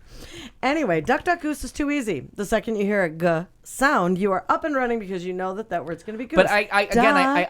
honestly, God, I'm not playing stupid here. No. So somebody said goose. What was your? Because I can't imagine that I ran anywhere as a child. You're supposed to, it's like tag, you're it. Like all of a sudden. So Sorry, I just got so what did I You run? probably just were like, I'm going to go home. I'm listening down a song. I was speed walking. Yeah. Right, and I lived down the street from the school, so running home if they said goose seems like an appropriate answer. Like, what did you do? Like, did you chase the person? You would get up. To and what then, end? So where you were sitting in the circle. Yeah, to what end? That was my question. Yeah, to What do what you get? end? To Tell me the genteel ending of this story. when you The front I gotta end. drink. when you're I've been told we don't drink chosen enough. the chosen. Oh, the chosen. All right. You're the genteel. No, Gentile. Genteel, anyway, yeah. When you're that one. But Christian Jew's a There different you game. have it. Different. Cunt. Great cunt. So when... Well, that's just That's a what teacher. Michelle Bachman That's That's just what Michelle Bachman plays out with her family. that is a really old bottle of vodka. Can I get a great cunt on the rocks? Can I get a... All right. Genteel. That's the Jan Brewer. That's a Jan Brewer. I lost vintage. interest. Next story. Because it's not like I'm going to go back and play. Yeah, I'm just letting you all know that I would come up with- you were wrong. I would have was deeply right. held religious beliefs that would Meow keep my Cow was child from right. playing this No. goose game. This goose game. I'm just letting you know that it is an article in here, and it's duck, And it duck, gray spoke duck, to you. and it did, and I wanted to speak to the Clearly- one out there. Clearly, football Thank you, season is Meow over. Cow. Clayton? Clearly, we have nothing to do in In this little Minnesota. game, we don't run around. Well, we're going to And say close. bad things. We'll close out our headline story with this little endearing story. A 14-year-old girl left a tin. What color's her goose? It's just, there's no goose. There's no Leave geese. our goose out of this. No geese. A 14-year-old girl left a $10 ticket for a Texas officer for a couple of parking violations that she felt that he made at the apartment complex where she lives, and he patrols, according to She's the going to be a news lot of fun when she gets older. KPRC. Officer Tommy King parked next to the leasing office, which Annie James says was a violation because it is in a fire lane, and the fire lane goes all the way around the leasing building office. He also parked on the curb and ignored a head-in parking only sign posted on the property, which is a strict rule that everybody has to park their cars head-in. The officer said that he came to his car, saw the piece of paper on the windshield, took it and read it, and started laughing immediately. The teen told the officer that he had to pay the $10 fine to the apartment manager, and he agreed to do so, of which he did. Bless you. He thought it was neat that it was made up for $10, but she did not make it to herself. She made it to the management company of the place. He not only paid the fine, but he also gave the girl a $40 gift certificate to Toys R Us, of which she had never been to. Oh, So I thought that was a very cute thing that she was looking very out for everything. genteel. I thought that was very that cute. was. I like that. Very nice. So she got to go shopping, and he paid his fine to the deal. But I just thought it was a great way for him. He said it was a good teaching tool that he learned, to teach kids that you can question authority. Sure. Only at apartment complexes in Texas, because if you question authority outside of that, you Right. can get shot, you Yeah. can get arrested, Could be a huge you get pro- deported. right, When right. I'm born What? here? Yes. What? Yeah, you get all, You're trying to deport. Oh, you get okay. all those things. I missed I that. thought that was a cute thing, though. That story was very I cute. thought that was very cute. Al, you're just in time, because now that you've completely ignored that story, we can go into your entertainment I section. called her a bitch. What more did you want? Whew. Kind. Yeah, it doesn't But matter. it was I would love to give tickets to people. I'm sure you would. I'd love to have that power. It's 8:30. It's Q Talk America, and time for, well, let's have Al talk some more, shall we? Let's do it this way. Jane Fonda and Lily Tomlin have a new Netflix comedy coming. Yeah. House of Cards, I got to the end of it. The Walking Dead finale is this weekend. Frozen moves up the ranks. Candace Cameron makes me sick. And Dina Menzel opens up on Broadway with Heathers. Movie reviews, an actor writes his own obit. There's a new title for the 4th season of AHS. And I have an interesting story about homeowners in Los Angeles. Homos? Homos. Homos in Los Angeles? There's probably a couple homos in this story. I'm So gonna guess. we'll Very just start with genteel. that one because I just remembered it and I thought it was interesting. I watched. There's a movie called The Trip, and I was and unfortunately because of the dangers of Netflix and homonyms, I was actually watching the wrong movie. But I didn't Okay. care because it was delightful. So it was a movie about a couple of gay lovers in the early '80s, in the Republican era. Well, actually, not the Reagan era, and a Say little bit Nancy before. Reagan involved in this? From like the 70s and 80s, and a very conservative homosexual meets up with an artistic young, really cute, and the guy that plays the conservative has gone on and he's been on Modern Family, he was on Will and Grace, he's been on a lot of things. He's very funny. And it was kind of cute, but the thing about it was the fancy house that they were filming in turned out to be Falcon Lair, which is Valentino's house. Okay. And there's really no point to the story except for watch The Trip. Watch the one with Steve Coogan, which is the one I'm supposed to be watching, which is really funny, but they sent me the wrong movie called The Trip, and so I watched it because it turned out to be a gay film. And it's filmed in Falcon Lair, which Have you is profiled? I'm sure. which is Falcon Lair. And the funny thing is I'm such a savant with this stuff that in watching the movie and seeing the scenes out the side, I'm like, this is Valentino's house. But they don't say it. Like, they're not even supposed to be anywhere near the hill. And so in my head, I'm trying to think of, like, what all should we see from Falcon Lair? And sure enough, it was Doris Duke, who was the heiress who was killed. There was a movie called Doris and something or other about a butler with Susan Sarandon and Ralph Fiennes. And it was about Doris Duke, the heiress, being killed. And that house sat right above where the Manson family, and they should have seen it, but they didn't. With Sharon Tate. The Sharon Tate house, where Terry Melcher and Doris and LaBianco. Doris Day's son. No, LaBianco was a different house, but that same murderers. Okay. Yeah. But it's where Sharon Tate was living, the Cielo Drive. Oh, I thought the LaBianco. No, LaBianco that they were there. Oh, they were the couple. They were the couple that got killed later. But it was just so funny that it was one of those things that watching this movie, and whenever they would show a shot, I'm like, oh, I know this house. But it was from like different movies and different things and different stories. Right. But it was part of that whole thing, and it's been torn down since. Oh. And it was supposed to, this movie was filmed in like 2001 or 2002, where someone had bought Falcon Lair and was going to like rejuvenate it and make the Valentino's mansion back to its original thing. And instead they just tore it down, and everything around it has been torn down. But it's a cute gay movie, and it's really fun because in the special features, all they talk about is Falcon Lair and how excited they are to be in Valentino's house. Got it. Which the Duke woman, it's just a stupid story. Michael just put a link to the movie on our chat room. The and trip. It's interesting. It's made, everything about it is good except for the wig that the really cute the one really cute actor is forced to wear. And it really is from the outtakes of Hair, the musical. But anyways, but it's a cute movie, and if you get a chance to see that, The Trip, or The Trip with Steve Coogan, which is a movie lover's delight. The guy that plays Carrie's father on Homeland dies, Yeah, and I it just turns saw out that. he'd been suffering from cancer for a few years, and he took the time to write his own obituary, thanked his parents for being, and he was 65 years old, been suffering from melanoma for a while. I guess he was kind of expecting it to be coming, so the obituary was actually written by him. Thanks coworkers, thanks his parents, and in the end says that he hopes his daughters get over his death in a timely fashion because they have so much to achieve. And it's very, very sweet. Oh, that's lovely. Let me see if I have his page pulled up.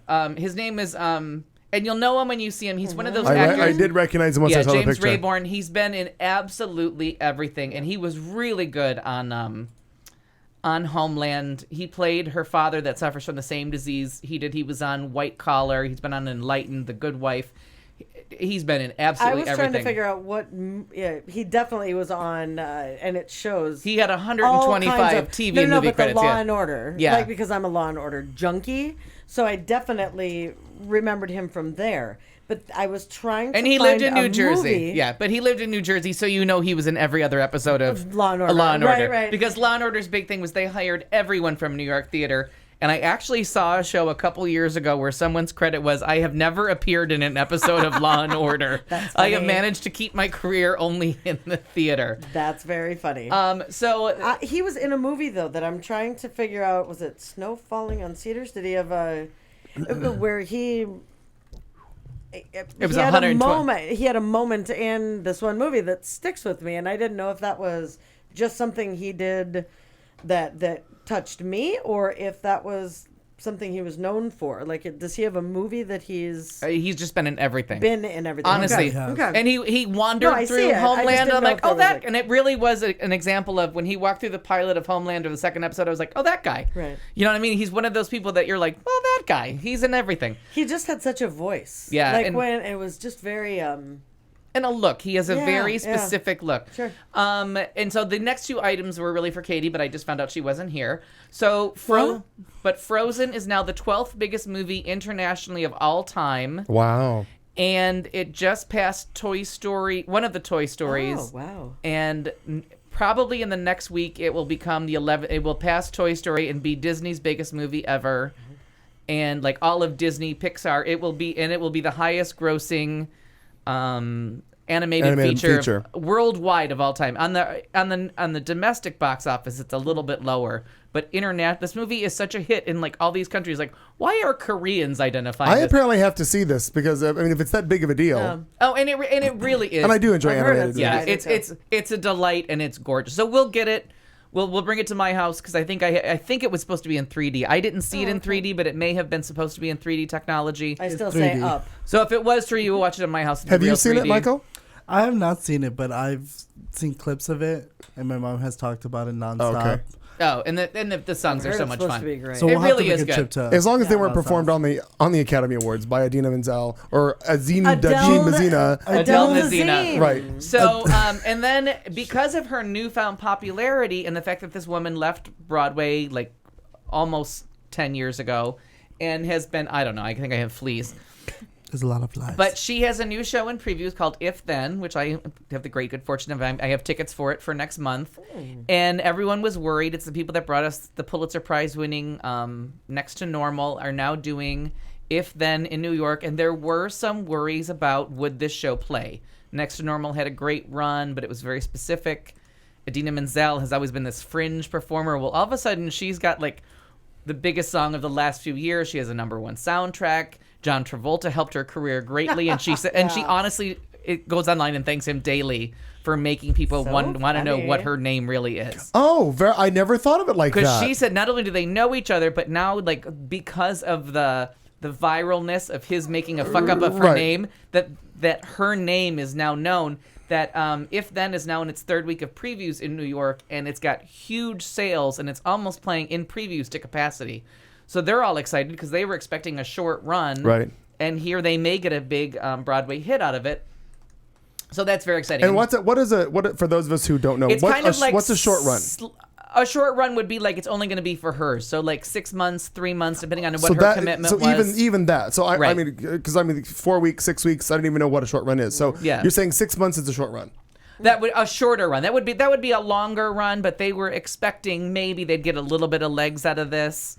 And then they would sell sheet music forever because Idina Menzel has her theater fans. But now she's so big, and I don't think anybody ever factors in Idina Menzel in Wicked in that once you get back to theater people and theater geeks, like she is the shit. Right. Like she was Elphaba.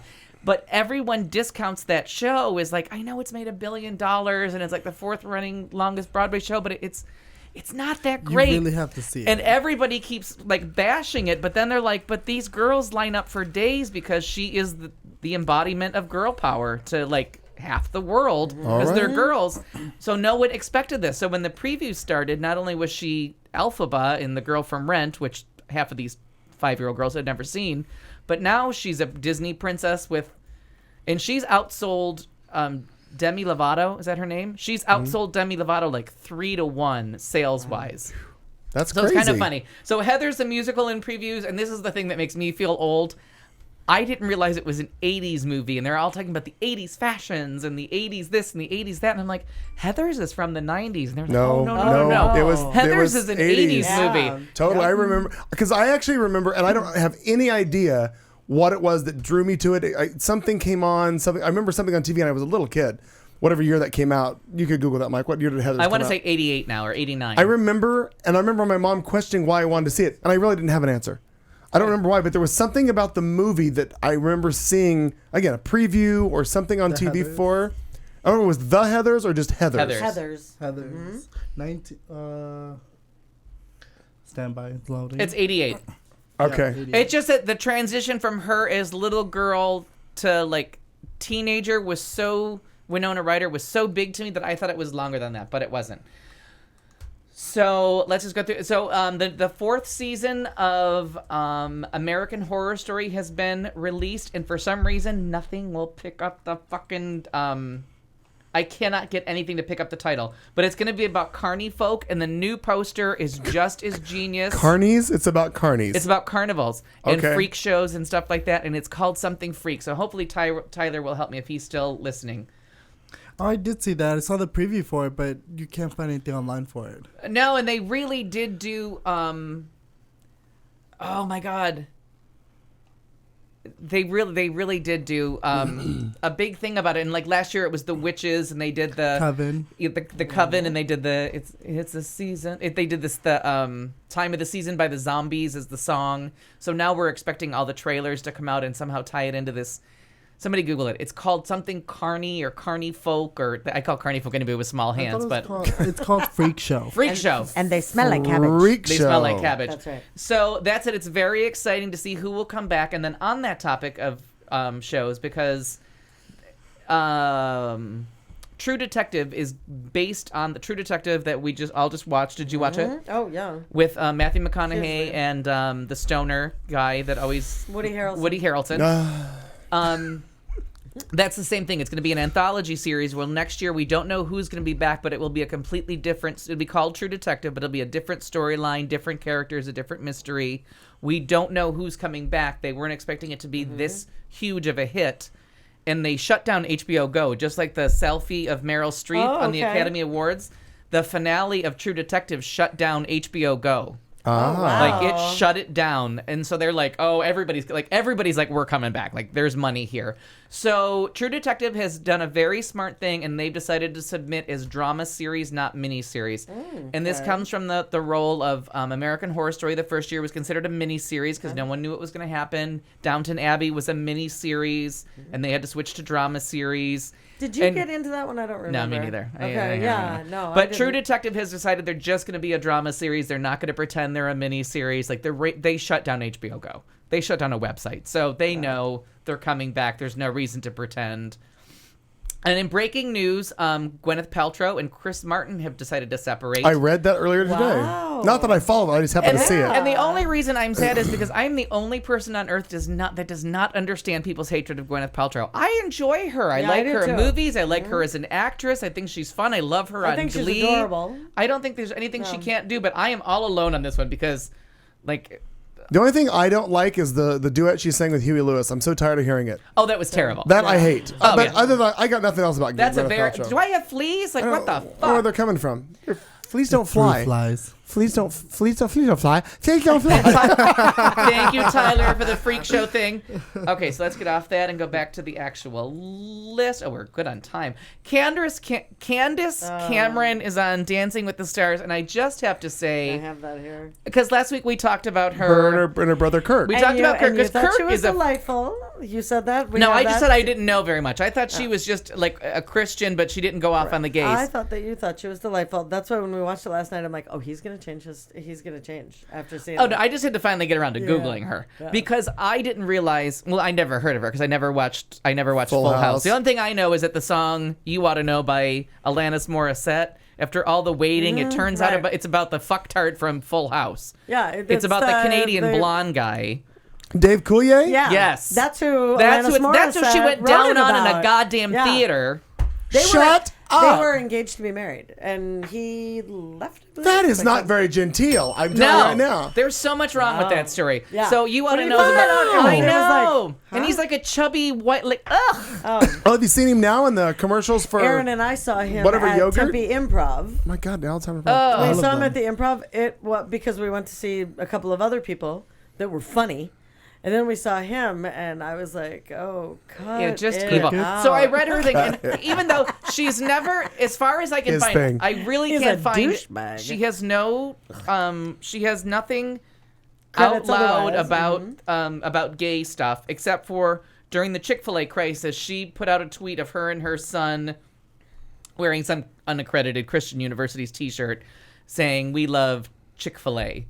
That was it. That's as far as she ever went, as far as social commentary on that one. But she's this whole, like, I'm a submissive wife. My husband calls all the shots. That I remember hearing. And then she puts things of her lifting weights to show that she's strong, even though she's submissive. But then she's a fucking cunt, because now she's all about, well, it says in this part of the Bible that you can work and do this, which means her husband's job's not going well. In case you're wondering why the housefrau decides to get a fucking job, that she drops the Bible to go get a resume done. Well, and then goes through the whole thing last night. Did you watch it? No, I didn't. I can't watch that show. But we watched that because it makes me throw up in my mouth. Oh, I love the show. But she was even worse. So I just decided to do it. So, and again, Katie's in here, but the Walking Dead finale this weekend, half the cast has made it to Terminus.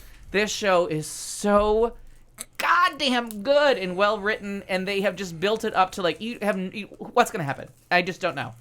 I honest to God can see plot points coming, and 99% of the things I see, I can tell you what's going to happen based Sure. on the credits. I already know like who's going to go where and what's going to do what. Like I'm very rarely surprised in movies or TV shows.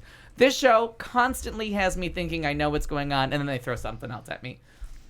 Just constantly well written. Keeps you on your couch. It really did. So I'm caught up. I may I'm have to ready. watch this for the rest of the week. The finale is so good. Oh, you've never seen it? Well, he watches a lot of stuff. Because you do the Netflix, you do all that. Because I do Hulu Plus. It's on Netflix. It's on Hulu Plus. The first season is only 6 episodes, and you're hooked. I saw the first 2 episodes, and I couldn't figure out what the fuck everyone was going Goo Gaga over. But at the same time that I was watching that, I was also multitasking with Vampire Diaries and Yeah, you can't True Blood multitask. and Yeah, this isn't one of those shows that you you can could be all over the you place. just gotta watch it because it's so good. And we think I've done that before though, where you're watching and then the characters are kind of reading 2 books at the same time. Yeah. Or doing something. it's just because because they can't fucking figure it out. They want to have all of them go at the same time. Now they even changed it to the point that they have all the seasons starting all at the same time because of the whole issue that happened this year where between November and January, they stopped any new episodes from airing, premiering, nothing. They never do. They waited till January because I guess now this year when it starts, they're going to do fall and spring now. They're not going to do the whole Oh, honey, this has been going on for years. And I was like... It's called Christmas specials. Well, no, There's this guy named Jesus Well, yes. that was born. So there's Who's no, that? but there's November sweeps, Jesus? and then everything shuts down in December. There's no new episodes of anything in December, and there never will be. Like there absolutely will never be a new episode of television There aired may in be. December. a John Schneider Christmas special, but that would be Right, exactly. Why? So Or Jeff then, Dunham.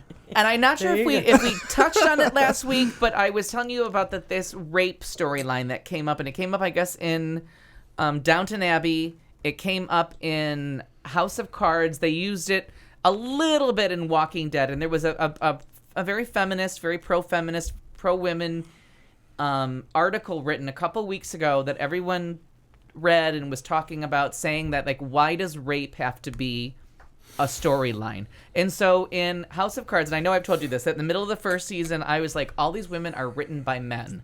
Like, this is... Yeah, I mean, you mentioned this that is even last week. I just- thought you said that. All the female characters have just dropped 15 points in IQ. Just, it's all written, it's all so shitty. And it's like they got a psychic memo for me, because this shit's already been filmed.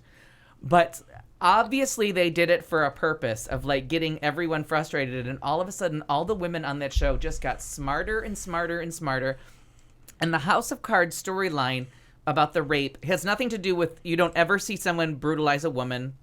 Well, I mean, someone does kind of brutalize a woman, but you don't actually see someone being attacked. You don't have to live through the rape. You just hear a storyline of Something happened. Robin Wright bringing up a rape, and then how she brings it up just plays out brilliantly, because this show is so politically on the American political scene money, where they're going after spying on technology and hacking into our phones and environment and teacher strikes. Pulled from today's headlines. So the documentary from last year that I kept talking about, which I cannot remember the name of, about the women soldiers being raped and how they deal with that. They tie in House of Cards, and they blindside you, because you're like, oh my god! Like, even I was like, we don't need this to be. We don't need the show to have a rape storyline.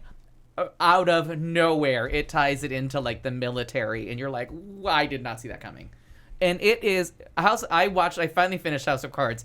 This is one of the best shows that's ever been on TV. Robin Wright everyone's at the peak of their career. This is just brilliantly written.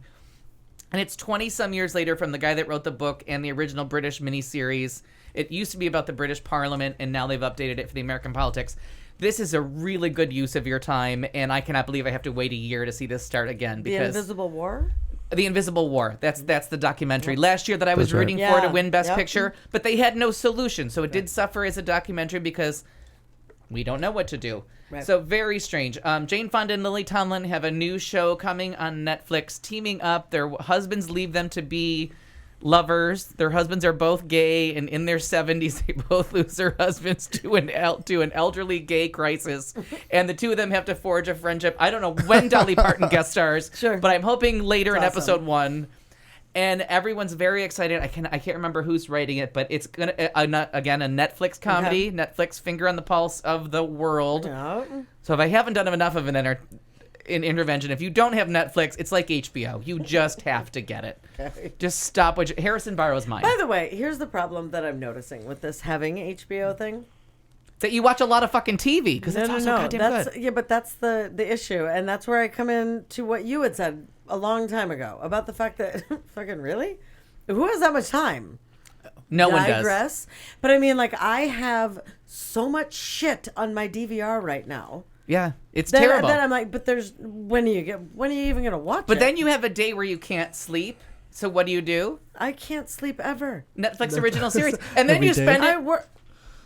I don't have that issue. No, you go to Charlie's. When you can't sleep, you go to Charlie's and have a couple drinks. I stay home and watch No, Netflix. I don't. It's not even enough. It's not even enough sleep. It's an hour and a half, 2 hours. Like, it's exactly what you're doing at Charlie's for an hour or 2 hours. I just pop on Netflix or HBO. It's the same thing. It's just what do you want to do when you're... I'm not saying that So as she has any a kind third of point of view. Yeah. I'm just saying, like, I'm using the sitting there and I'm thinking, there's no way to get through this because then there's more that's going to be coming onto the DVR. But you get a year later. I'm like, for the love, this is stressful. I have to Isn't it spread mine supposed to through be a like, couple days. But you do have to all of a sudden, like, you have to decide, like, Girls is shitty and delete it. Oh, I you know what I already mean? did. Like you told me to. Yeah, you really do. Like, there's stuff that comes up that you're like, all right, no one, this show's gone nowhere. We have to stop watching. And you really do make that decision as to, like, what's good Right. and what's not. And honest to God, like yesterday, I kept thinking, okay, I got a couple things in my DVR, I'm going to watch it. And then I'm like, well, I can't leave. I need to know what happens next. It's terrible. Binge television. And now it's a thing. It's terrible. I agree because It's a terrible thing. I would have never got my bougainvillea planted yesterday or my yard water and half the shit I accomplished yesterday. Now, if the choice came to me between watching a lot of TV or planting a fucking bougainvillea bush in my front yard, I chose wisely. You 'Cause have that a lawn red human. shit- That red shit gets everywhere. You have a lawn human. You don't care. Even if you wanted an aloe vera But he plant doesn't come planted. in and vacuum that. Oh, that shit's evil. That's the most evil plant in these United States. That and crepe myrtle. I don't know what that is, but It's fucking annoying. I can use it in a lyric, which is wrong. Absolutely. I like it. See? From a show called House of Flowers. That's a problem. Written by Truman Capote. So then my last thing, and I can fit it in. And You got 10 minutes. Tyler, I need your help. Oh, I'm not going to use anywhere near that time. Tyler, I desperately need your help, so I hope you're still listening because I haven't been in the chat part in a minute. He was something about along with Evan Peters and Francis Conroy. Something he was talking yes. about. I'm talking excited that Angela Bassett's returning because she's a sick name. Oh, this is about Coven? Yeah. Angela Bassett are confirmed to come I like back her. along with Evan It's Peters and Freak Show Francis for Conroy. the new one. American Horror Story, and even though he has too many episodes, I would suggest to Ryan Murphy that maybe 13 episodes is too much for your confused ADD mind. Cut it down to 10 or hire me as an editor. Here's your choice. No, he goes too far with everything. And Evan Peters is only naked for like one episode, and I need a lot more of Evan Peters naked. But I mean, look at that cast: Francis Conroy, Angela Bassett, Kathy Bates. You know that Jessica Lange's in for one more season. She's already confirmed it. You get the Farmiga sister, whose name I don't quite have yet. Teresa Farmiga. She's Vera Farmiga's sister. She's always plays Evan Peters' girlfriend. In episode 1, she was. Well, she has the long straight hair. Yeah, she's the Right. daughter. I mean, this is where all actresses over the age of 40 go to have careers to make me happy. Like, this show is so well done, but he needs an Isn't editor. Kathy Bates in They're this doing as marathons well? No, we just right said now. that Kathy Bates. I didn't hear that. I'm sorry. She was in season 3, and now because she just went to, because she knows this is where actresses over a certain age go to get roles. She told him, "I will do anything you need me to." Right. I And he remember was you like, saying that. Mhm. "I love you. I'll write you an entire part." And Angela Bassett, he just went to Angela Bassett and said, "I'm writing a part about a witch in New Orleans. I need one of them to be black. What do you think?" And she was like, "How many episodes do I get?" I thought that he had. What I had read was that he went to her and said, "Do you want to get your groove back?" Could be that too. Could be that too. Thank Gets you, your Marnie groove back. Ryer. Back to I fun. was being very genteel. Sliding something in Genteel. But I do have to say, like, Just seeing if you're on your toes. That's by all. the end of the episodes, like, he just worked in every great actress of the last 40 years that wasn't on Smash. You know what I mean? Like, if you weren't on Smash, you found your way to American Horror Story. I wish Smash would come back. I can't even tell you. I watched all of it. I was just sat straight through. I can't wait for it to come back. My continuous playlist has been on Broadway Here I Come for about 3 weeks. I'm falling, baby, through the sky, through the sky. I wonder if Emma Roberts is going to come back to that. Because I heard she was a cunt to film. No, she's engaged to Evan Peters, so she's coming back. She married one of the fuckers. Security. Okay, so from our book club, and Tyler, please make sure that you're still running along. We have a book club? When did we get a book club? We've had a book club the whole time. I recommend books all the time. But I didn't know we had an official very book genteel. club. We do, but and no one ever comments on the books, but I recommend them all the time. So this is week number 3 with this book, but I need Tyler's help because someone that listens to me wanted to know what her son is 11, and I honestly don't know if the book is appropriate for an 11-year-old.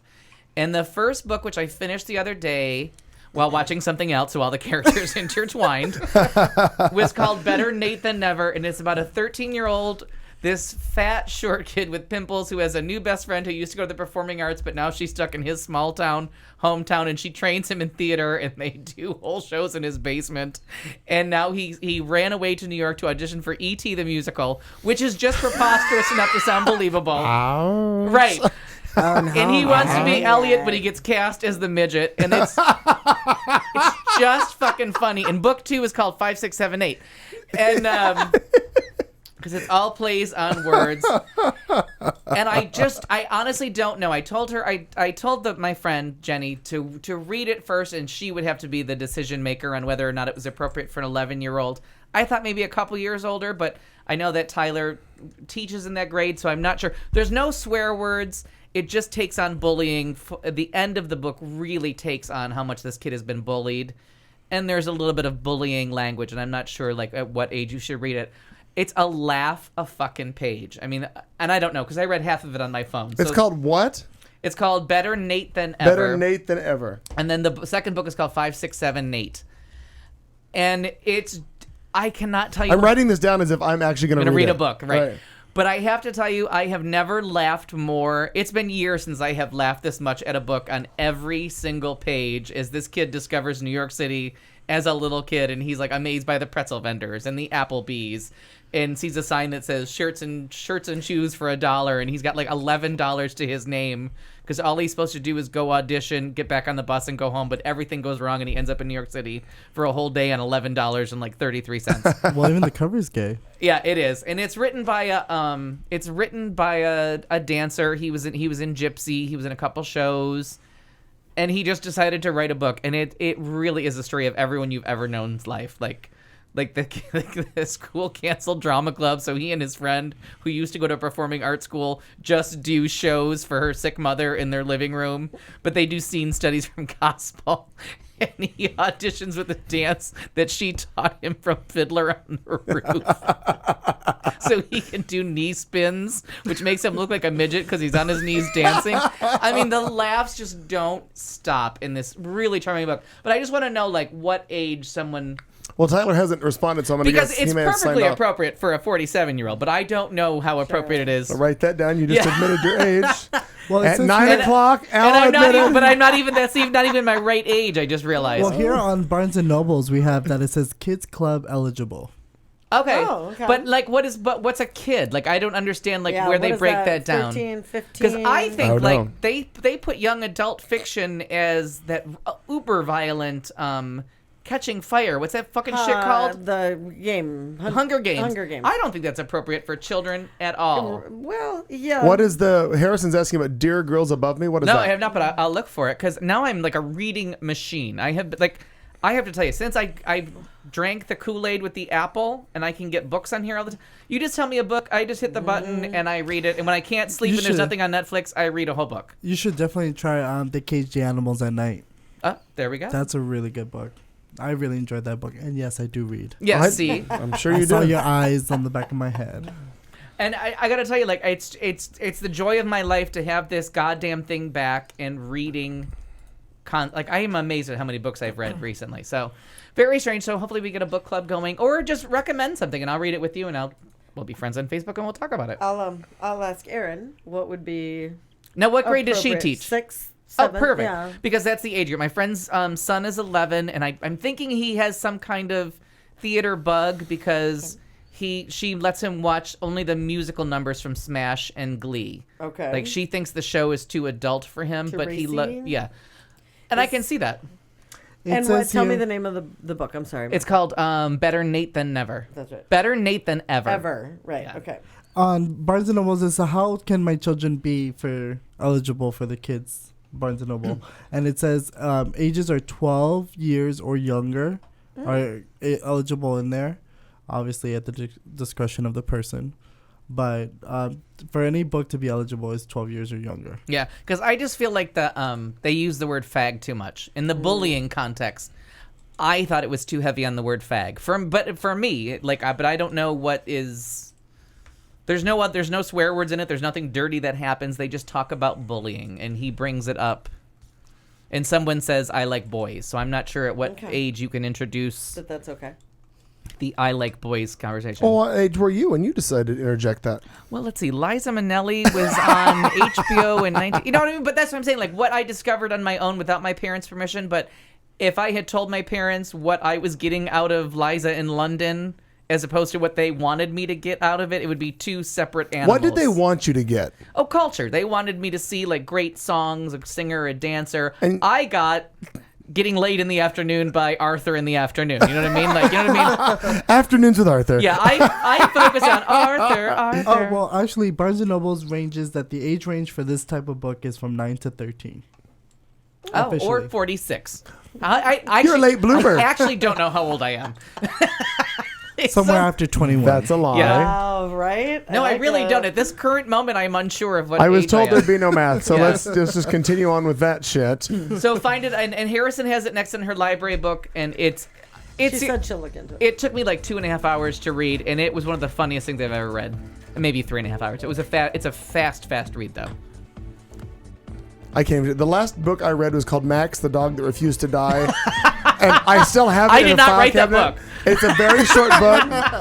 I have that Animal one. It's activist. by a Dr. Seuss? Are you Soy- my mother? Phil? Are you my mother? It's the show. It's the end of hour 2. We got hour 3 coming up. This is the best hour because we're the most drunk and we ask the most questions. It's good times for everybody. I'm here with my roommate Michael. Marnie's here. Al's here. I'm Clayton McKee, for God's sakes. The show's named after me, but you'd really think it's Al's show. It's true story. And that 20 minutes. We'll be back in just moments right here on Q Talk America. You've been listening to the show on Q Talk America.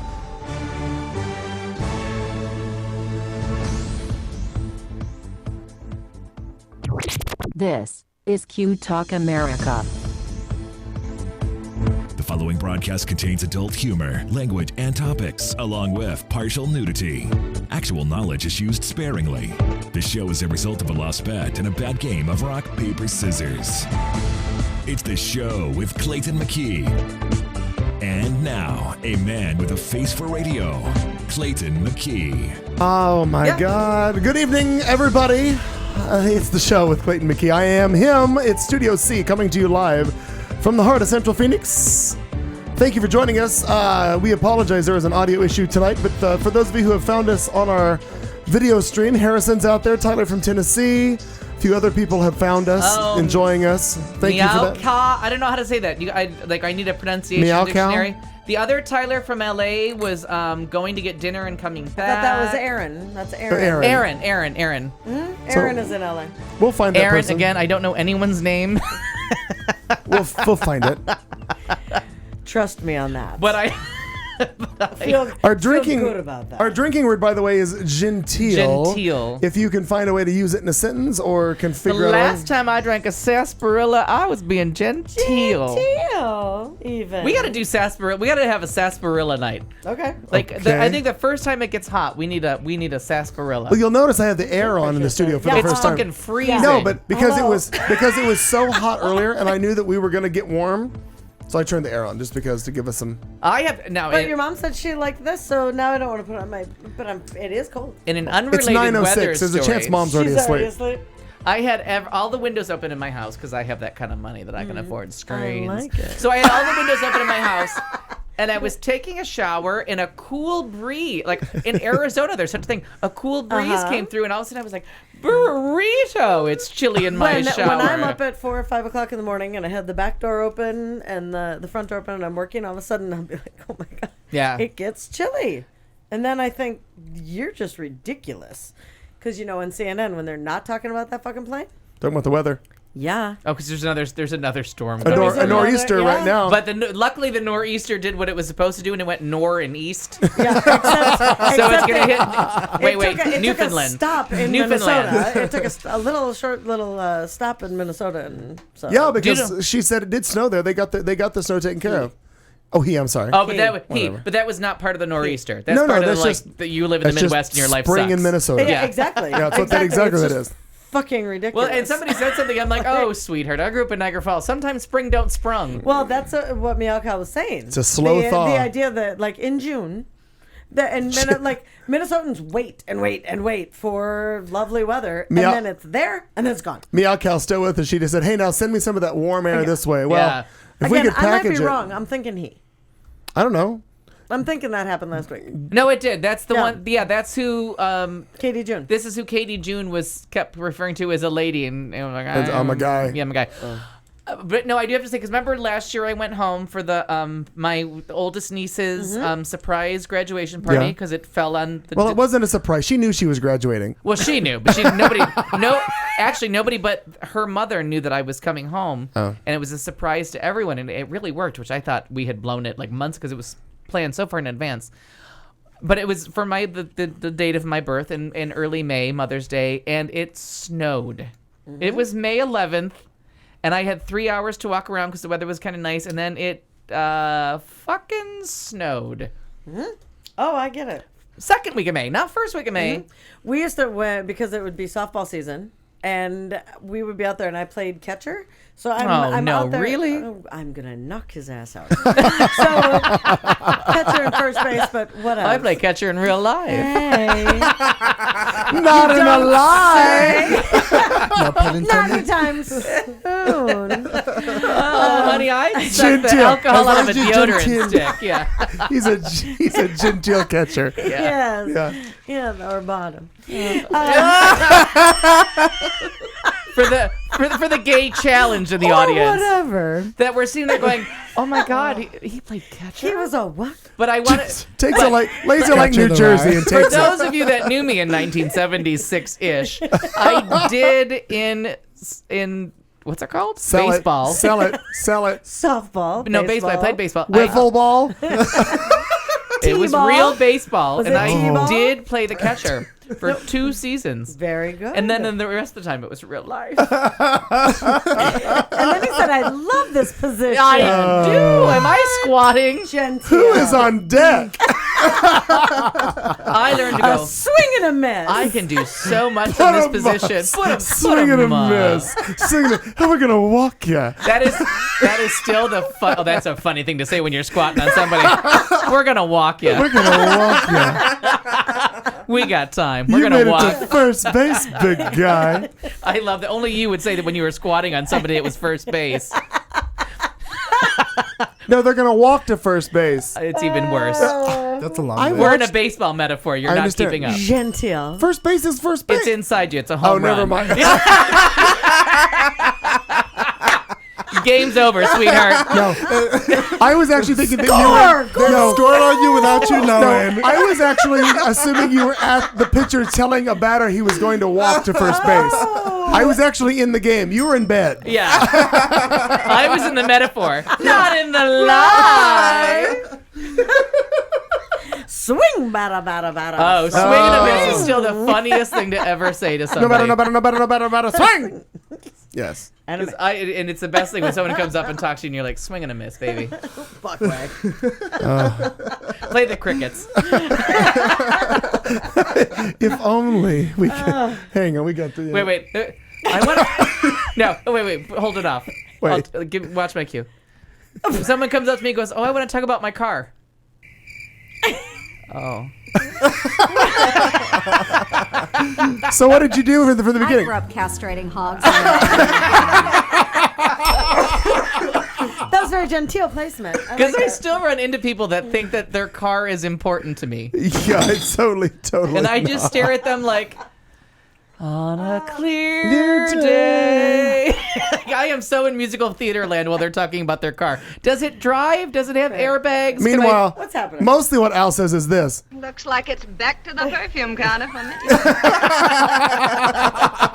Yeah. If we're talking about cars, funny. I'm out. Yeah.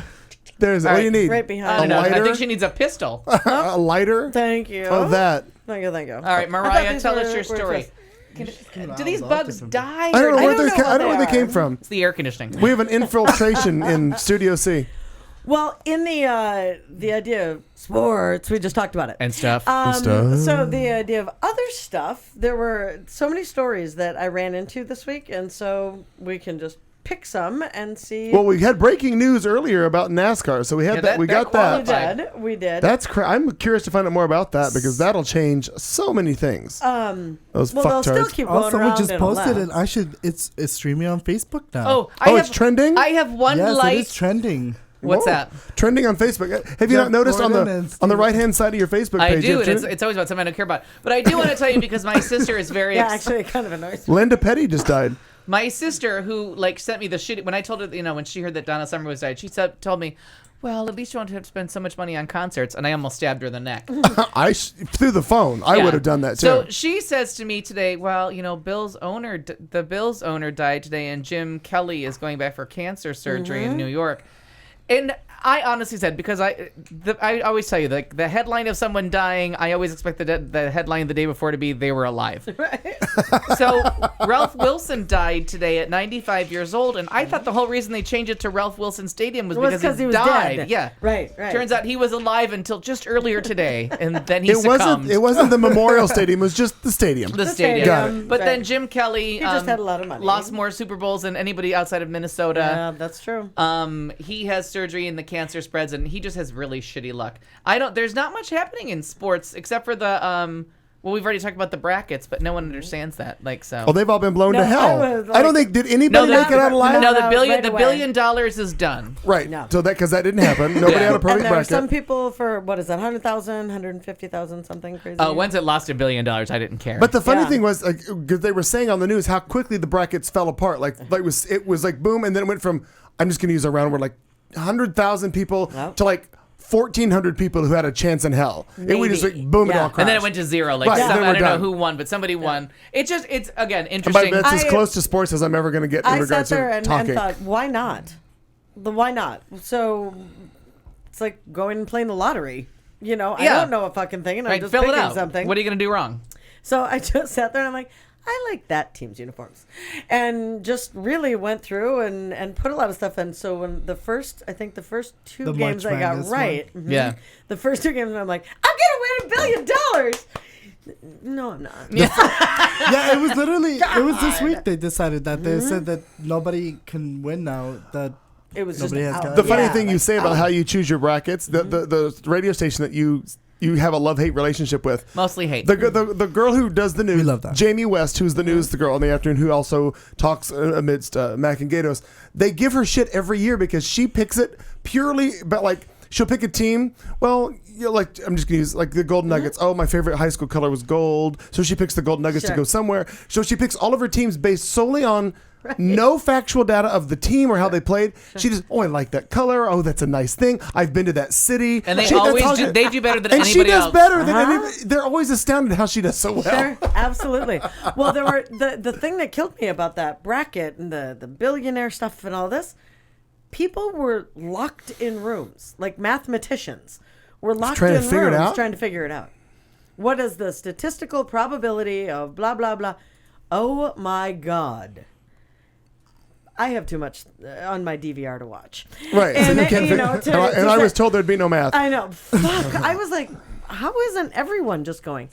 But that's Eeny, and, meeny, miny, and you moe. always have to appreciate someone else's use of what do you do with the Sure, last 2 yeah. hours of your day. Is it this? Is it that? What is it that those last 2 hours? People got so excited about it. And some people are just like March Madness, and I'm like, oh, Right. I could never. But then Well, they're looking Buddy at me Early. going, I couldn't watch 13 hours of Buddy television. Buddy Early is all about the March Madness. I mean, sports in general, but March Madness. And I give him and credit because he basketball, goes right from Oscar season into Right into it. March Right into Madness. it. That's a lot to do. It's very, I very have no heavy. problem with March Madness, except for the fact that they took off my Bones episodes that I was watching. See? There you have it. And it's a piss-off point because all my TNT shows... And ironically, every team that was supposedly, by analysts, suggested to be winning didn't even win. Right. There are a lot... Well, and that was the thing that because you can use the word lost. It's okay. There's no ribbon panel. I had certain ones picked in the and I sat there and I'm like, ooh, well, let's see. They're number 13 seed. Well, they're number 2 seed. I'm going to the 13 seed because I'm going to be daring. Well, and a couple of times I got it right, and that's where I was like, but I'm you know from college football that it's all made up shit. Like their seed isn't based on skill; it's based on an AP survey. Like and they do a lot. I'm going to go AP survey in the bathroom. How European of you! It's Genteel. I like it. When they take a look, a lot of times I believe, Buddy Early probably kill me, but that it's because I know in football, I believe in football that's why they run up the scores so much, because you can have the same exact record as you're both the best teams, but you scored 197 points in the season and you scored 103. You are going to this bowl, like the big time bowl, and you're just not going anywhere. You suck. Right. Though they're because of the points. Right, but I would just jump in here and dare say that points don't always matter, because obviously they're running a hell of a defense if they're keeping. I mean, if they're busy not making points, but the defense of keeping the other team from scoring, sure, they're obviously a good team. No, absolutely, but that's how they try. And I agree with you. That was very good. You're welcome. You're welcome. Thank you. It's very genteel of me. Damn, I don't know what to do. If they're both scoring quickly, and one scores 197 or whatever, and then the other one scores 170, it could be the equivalence of a game that one scores 103 and the other one scores 101, because that's just the pace of the game. Right. So yes, thank you. And so it's just like, it depends on the statistics of the game and the popularity of the team. A lot of times, Chicago because Bulls when it goes were into it, everything, and now all of a sudden it's just like, who? Yeah, crickets. Oh, I should have that queued up right here. Somebody should have that. But that's where the points come into it, where you're looking at it, and when you're watching a game on a Saturday. Tell me when you're ready for wine, dear. I have some left. I mean, when you're watching a game on a Saturday or whatnot, and you're watching this team blow out another team. Not in the good way. No. I didn't say blowing it like a seal. But or catching. Or catching. It's the football game is 78-3. And you think that's not okay, because you're just being a bully. Right now, you're just making fools of them. But they have to keep doing that because it gives them Oh! Hoppa! What? My seal stuck. Sorry. Thank God you had a seal. Do not confuse seals with crickets. We have crickets. Or seals and craft.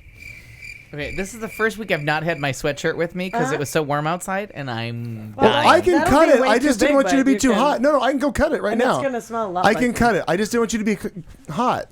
Oh, that's not going to happen. Well, because I'm so warm. Stan, Is it possible to be burned like a witch in your home? I'm hot. I'm hotter than two rats fucking in a sock. Because I'm ready to die. So now that he is leaving, but there's a new album that Boy George just put out today. Oh, very exciting. Yeah. And Heroin, How I Lived Through It. I thought Clayton might be into that a little bit. He goes through this talking about a new album, his gender identity, about Madonna. I didn't realize that they hated each other. Boy George. Oh. Not hated. I don't think hate each other. There was a a very distinct rivalry back at the time. But I think, and Olive Harrison's girlfriends will disagree with me on this one because I always appreciate Madonna for what she did. Mm-hmm. But back in the day, she was not particularly nice to closeted homosexuals. Oh. Well, didn't she create her own religion that was against it as well? She was what? No, she joined the Kabbalah. She's in the Kabbalah. Look, I'm like, she did. No, but learning so much tonight. Like a decade before the Kabbalah, she was one of the first people besides Elizabeth Taylor to stand up for gay rights and AIDS activism and all that kind of stuff. I mean, whatever you think about her singing and her music, and her singing is kind of weak, and not all of her music is a superstar. But this woman was always enjoy on her the music. right side of me too. No. She was always on the right side of politics. Okay. And George Michael, she was. And you're saying that she Harrison and her friends would disagree? No, I mean, I was at a party one time, and like an early Madonna song came on, and like, okay. and the whole party like was like, oh, we have to turn this off. Like, I'm sorry, when did you know what I mean? Like when did the hipsters become against Madonna? It was really strange to watch an entire party act like we had just killed Jesus or a puppy, something. So it was very strange. But I do have to say that it was. And of course, I just sat there because I'm like, I don't really care. Like, do what you got to do. Whatever gets you through the veggie pizza, we're gonna do it. Right. Not the veggie. It was a vegan pizza. Of course, it had no cheese. No cheese. Yeah. So, anyways, but the point of the story was that she was sin. always There's very nothing genteel at vocal all. against closeted homosexuals and people that weren't fighting the right way. Okay. She did a lot of picking on George Michael at the time. I feel like a little amiss because I'm not sure what you're talking about. Boy George Boy put out George a has new album out. Yes, he does. Yes, And he I It's does. didn't know about if you gender had gotten that. politics and his particular thing. So it's just interesting to me that there would be a claim to a feud between them when she was just telling him, like, you have a microphone, you have the chance, come out now. Like, now is the time to not be America's favorite cross-dresser, but come out as gay. Like, why is that so hard? You're wearing a wig and makeup. Okay. And that's what it was. And that really is where that stems from. And it's very strange. This said the person interviewing George Michael that his editor had said, don't ask him about Madonna. He hates Madonna. And he said, I don't hate Madonna. That's such rubbish. I mean, I've said awful things about Madonna, and I'm not proud of that at all. I'm really not proud of that because I didn't know her. Right. That there were just things kind of going and they back didn't and know forth. each other. They were just going back and forth. And Madonna she was that little bitch 24-year-old that just had her finger on something. And they both had huge personalities. So, yeah. But when it comes down to like when the history is written, and you got to say it, Madonna's been on the right team since day one. Like she just came out at the right time and was on the right side and fighting for the right causes while everyone else was hiding in the closet. And it's not her torch to carry. It's not her cross to bear, whatever the phrase is. However genteel you want to be. Her as a straight woman begrudging gay men their chance to come out in their own time may not be politically correct. You could understand where they would be like, shut up, bitch. You're a white girl from Michigan. Right. Give it up. Right. Let it go. Let it go. Like, we'll come out when we want to Well, come. and not just a white girl from Michigan. You're a straight white girl from Michigan Right, who that's the doesn't thing. know our plight. Right. So you could see the argument against, and you could see it for those of us that were out and fighting, and we were like, we could use you on our team. We need you when you're number one, not when you're fighting for publicity. But at the same time, I do see that flip side of who are you to judge what I'm doing and when I'm But going the to come out crazy and do thing it. is, and here's a topic for right now, for a little mini vulgarity. We are now 30 some years plus Madonna's career. Yeah. Like, not just her life. Wow, just to like, think of that. That's been that we're long. Like 30 he wasn't even No. a blink of an eye. No, his parents are probably still. That was a mistake. Yeah, we're still playing in the sheets. You know what I mean? Not to us, you are. What? I've never heard you say that. Yeah, I wasn't planned. Not or a anything. mistake, an accident. You weren't a mistake.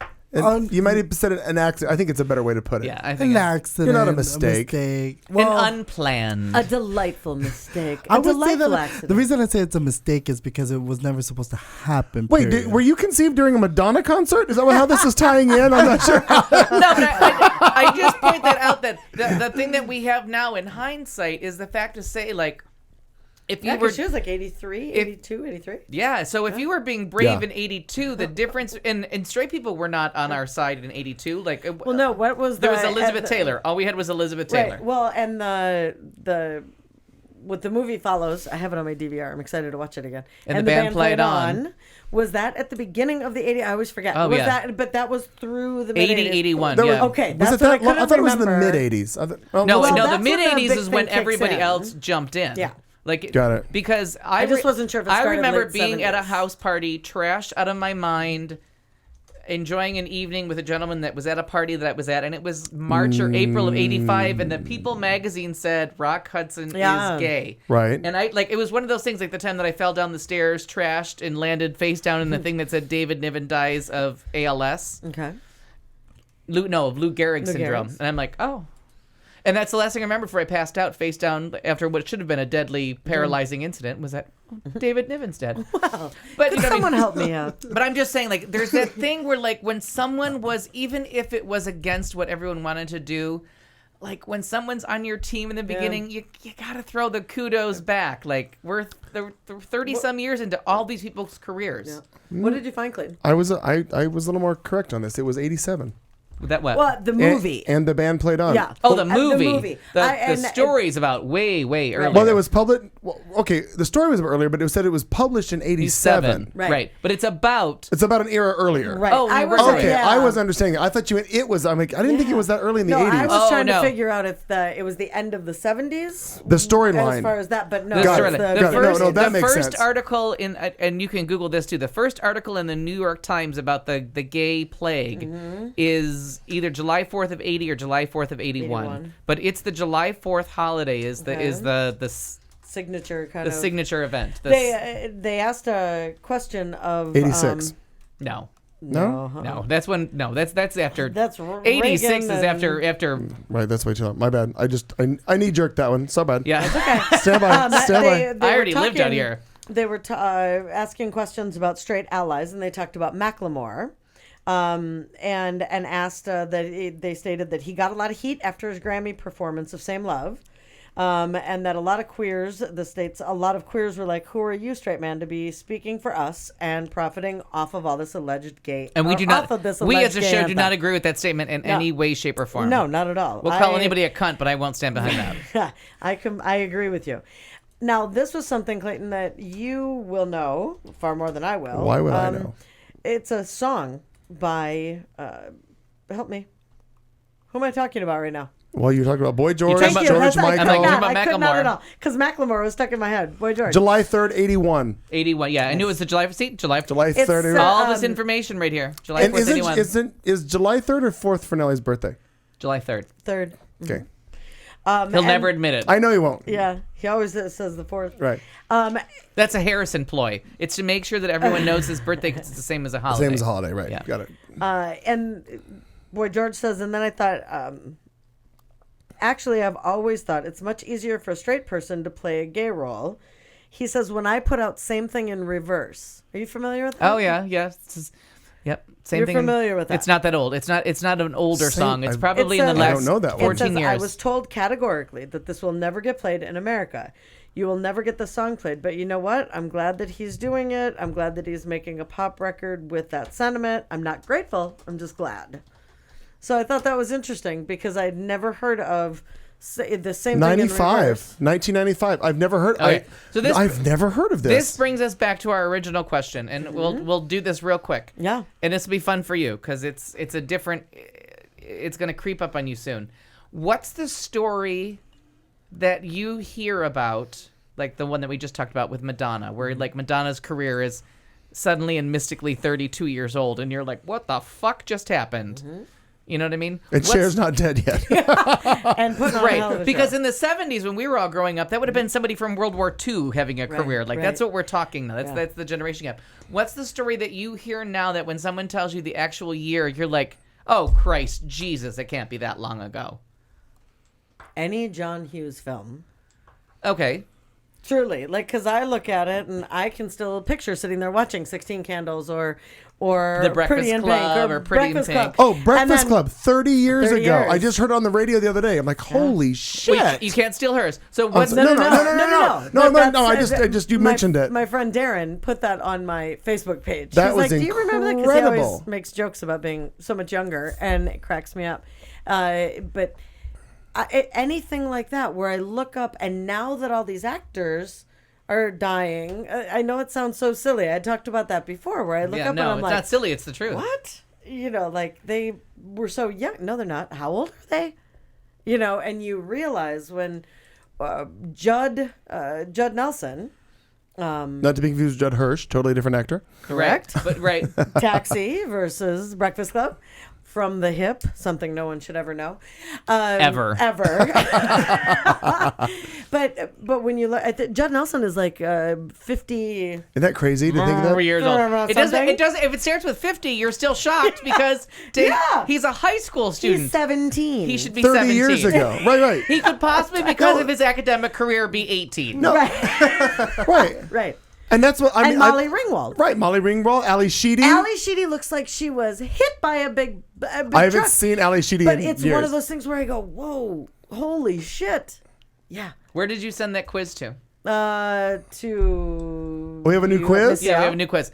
All right, so... Oh, by the way, before we transfer out of this was brought up the other day on the news, and you just brought up her name, and it's amazing to think that literally just a couple days ago, what is the date today? Is this 25th? 25th? Uh-huh. Year of our Lord... 2 days March ago, 25th. 2 days ago marked the 2-year anniversary of Liz Taylor's passing. Isn't that crazy to think that Elizabeth Taylor's been gone 2 years? Yeah, do you know what pisses me off about that? There's so many things, I'm sure. Just one. No, just one.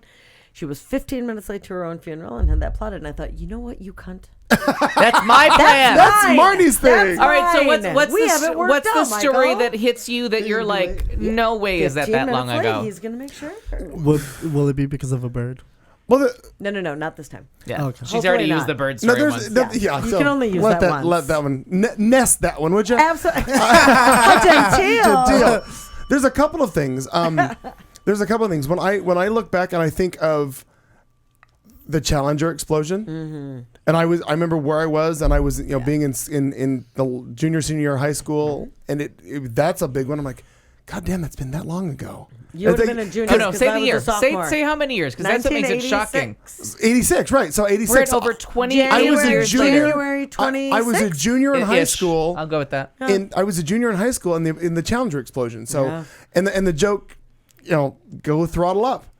That's always been stuck in my head. In fact, to that point, when DJ Jeremy was my Friday night DJ, and I was handing off the outside patio to him so he could bring up the music for the entire house at Charlie's, I always would text him. I texted him, "Are you ready?" And he said yes, and I would text him back, "Go with throttle up." That was always our thing because it was a similar to us. We both understood, but we respected what it was. But that was the handoff, right? Because it was the handoff to the Challenger. Sure. But so that happened, and then I think back to. I remember exactly where I was when on the radio, a boombox, which I don't own anymore. You'll be happy that I no longer own that boombox. On the radio. No. When it was announced that Wham broke up in February of '86, I had a heart attack.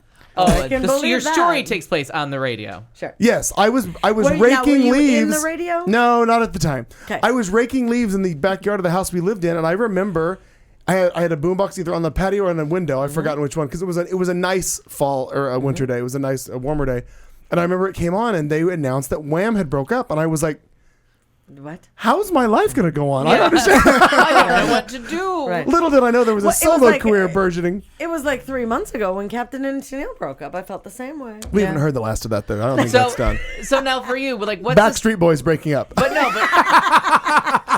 when Will and Grace went off the air. It would have to be 9/11. Oh, because I actually was there for that. So very good. You were there? I was there. You were in New York City. Yeah. That's so you I don't. would have been, We've not talked about that. I don't remember that. Yeah, I was there for 9/11. You would have been 11, right? And a half. You said when you were yeah, 90. I just turned 11. Yeah? I was at PS7, 11 and a half. Good which call. was located on 107th Street and 3rd. And I used to go to the Boys and Girls Club across the street after school, and that's where we did our stuff. That day, everyone kept dropping out of school like flies. They wouldn't tell us what was going on. So all of a sudden, we went to computer class, which was my last period, and they didn't even have computers when we were in our last period. Well, it was those big ass Mac ones. Yeah. Which is it had a crazy. little green thing. Want to play a game? Where they were all like the different colors. Yes. Chroma key. And because I was always a curious person. I'm like, why is everyone literally? It was 4 of us. We showed up to that period. It was 4 of us left, and then I saw on the computer to a building on fire. Didn't know what it was. Well, I went on my computer and went and looked it up, and then they shut off all of our computers. Okay. So then that day, I actually couldn't get in contact with my mom or anything. So I ended up going across the street to the ghetto apartments Yes, they do still exist at that time. Yeah. And I stayed with a Gentrification. friend. One just blew up from a gas line explosion weeks ago, so that we know they exist. I stayed there till like 8 or 9 o'clock at night because my mom knew them and she had called them to find out because I couldn't. No payphones were in service. The bus was sitting like literally when you walked out of the schoolyard. The bus was just sitting there. There was not a single person in the street, just clouds everywhere, and you're just like. Now, and I'm sure a horrible taste. For perspective, smell. for those of us who don't understand that, how far from Ground Zero is where you were? I don't know how. Probably like 8 miles, So that 7 was- miles. Oh, so it's a good distance. It's 100 streets. Exactly. Yeah, like 100 streets. Okay, got it. So where the dust. But the small streets, like not the streets going east-west are like a mile apart. The streets going north-south are only like you can see the next street from here. Okay. Like, Right, you can walk. It was like night. I think it was what they said. 4 blocks was a mile or something like that. 5 blocks was a mile or Yeah, something like that in something New like York that. City. So it wasn't like a huge distance, but it was just literally you walked outside and there was not a single person to be seen. Everyone, it was just like the bus was sitting there, cars were just sitting wherever they were. So now, how do you feel about Freaked out. something that's like 13 years, like 12, 13 years ago? Like all of a sudden, like it's a measure of time away. Like how does that? For me, it's crazy to think that it was that long ago, and people have just seemed to go from celebrating as such a moment in like our history to now they say, oh, 9/11, just wear a ribbon. To me, it bothers me just because being there and experiencing it's like, it wasn't just like, yeah, it was a moment in history, but literally my uncle died in it. So it's like people's lives changed. Oh yeah. You know, we had a neighbor. Our neighbor did dog sitting. The dogs are smart. Dog started running. Big ass Great Dane just started running after it, and literally right when he started running is when the first plane had hit. Okay. So it's like crazy to know that so many lives were affected by such an event, and people just now go, "Oh, it's a ribbon." And some don't even celebrate. It's an old favorite topic of mine. Is everything eventually turns into an anecdote? Like eventually, it's just a story you tell. Like it has. Well, I would even not to equate 9/11 to this, but like. Okay, St. Patrick's Day. What the hell? Well, I mean, what was St. I'm going to guess St. Patrick's Day at some point was some noble thing, and we've just made it into a drinking game on the 17th where you of wear green, March. a horrible color. Right. And you get pinched if you do. Oh, you play Dead Dark Grey Goose. And it's just, and that's even an anecdote that nobody remembers. Genteel. The anecdote, like even that's gone. But Yeah. there's, if you ever see the movie 6 Degrees of Separation, where Stockard Channing is telling this story about this guy that came into their lives and changed their lives, and it's this whole thing about what he meant to her. And at the end of it, right? with Will Smith, and everyone just every time they go to a dinner party, everyone just wants to hear the story, and eventually she gets so frustrated that she's like, "How do we tell the lives of the story of our lives that they're not just an anecdote? Like, how is it not our ticket to dinner? Like, oh, please tell us a story again about how the guy robbed your house one day, like." And it's any story that you want to tell, and like all of our jobs are different. Everything we do is different, and when it's happening to you, it's a very real thing. But when you go to tell it, immediately the minute you tell it, you try to like change it into an anecdote, into a story you need to tell. Right, which I always said that a story that's, long forgotten won't be remembered until it happens again because they didn't learn or they didn't appreciate it. Because now they're rebuilding the towers. And when I heard about the Freedom Tower, the Freedom Tower is already built. Yeah. They've actually already had base jumpers off of it who turned themselves in. Trespassers, yeah. 2 trespassers in the past 6 months. That's already happened. We just saw that today on the news. And that's not good news because the Twin Towers, and it's called Man on Wire, is one of the best documentaries ever made about the guy that snuck up and before the second tower was finished. Oh, that. And he did the tightrope walk across between the 2 towers, and he just walked on a tightrope with no net, no nothing. Wasn't that the guy that did it? That his son ended up doing the Grand Canyon? No. That's some Christian freak. No. Right, no. That's Jesus loves me. Jesus loves me. But I think you're right. But there was another guy who was the son of, and he, if I'm not mistaken, the son died doing something else. No, the father died. The father and died. then the son did it in honor of him and did it across the canyon. Different people. Not across this canyon. 2 different families. Yeah, 2 different families. 2 different families. But Man on Wire is not to be confused with the religious guy that says, I love Jesus, I love Jesus. Every step. The Man on Wire guy. Yeah, that's the Jesus guy. The man on wire guy is the guy that they snuck up. It was all very secretive. How are they going to do it? And they didn't want to arrest him because if you want, the documentary is beautiful, and they have all the footage because everyone was filming and the people on the street got out cameras. In an age where having cameras was not that common. I was gonna say, can you even film that far up? Yeah, but they haven't. And what he did was, in respect, and the thing that they did when they made the documentary, because it was made like 4 or 5 years ago, is everyone was so in awe of these two buildings that he stands in the middle and on a tightrope. He's on a tightrope with a bar, with completely illegal. Everyone's trying to rush up the building to arrest him. But at one point he stops and he bows. Let's get up there and scare him. But he bows to the second tower. It's ridiculous. And everyone stops. Oh. And when he takes the bow, and he's on a fucking tightrope. Like, this guy's not cheating. He has no security. There's nothing to keep him from dying. And the winds are blowing, and he bows down to the second tower. And it's one of those moments in film that you're like, how was it 30 years between telling this story? It's beautiful. It's called Man on Wire. It won the Oscar. It's one of the most beautiful documentaries, and all the ways he practiced and all the things that he did to get his story out there. Crazy. But now I can't remember who it is that's father died in Panama. It's like Panama City. That's what I'm thinking of, is that one. You know, the interesting thing, and that might be the Jesus guy, but the Jesus guy is always talking to someone on his ear, and I thought it was his dad. My apologies to you, Michael, because we all were like, it was Will and Grace, because I don't think about that when you say you're born in 1990. Like, I'm thinking you're way too young to even be a part of that.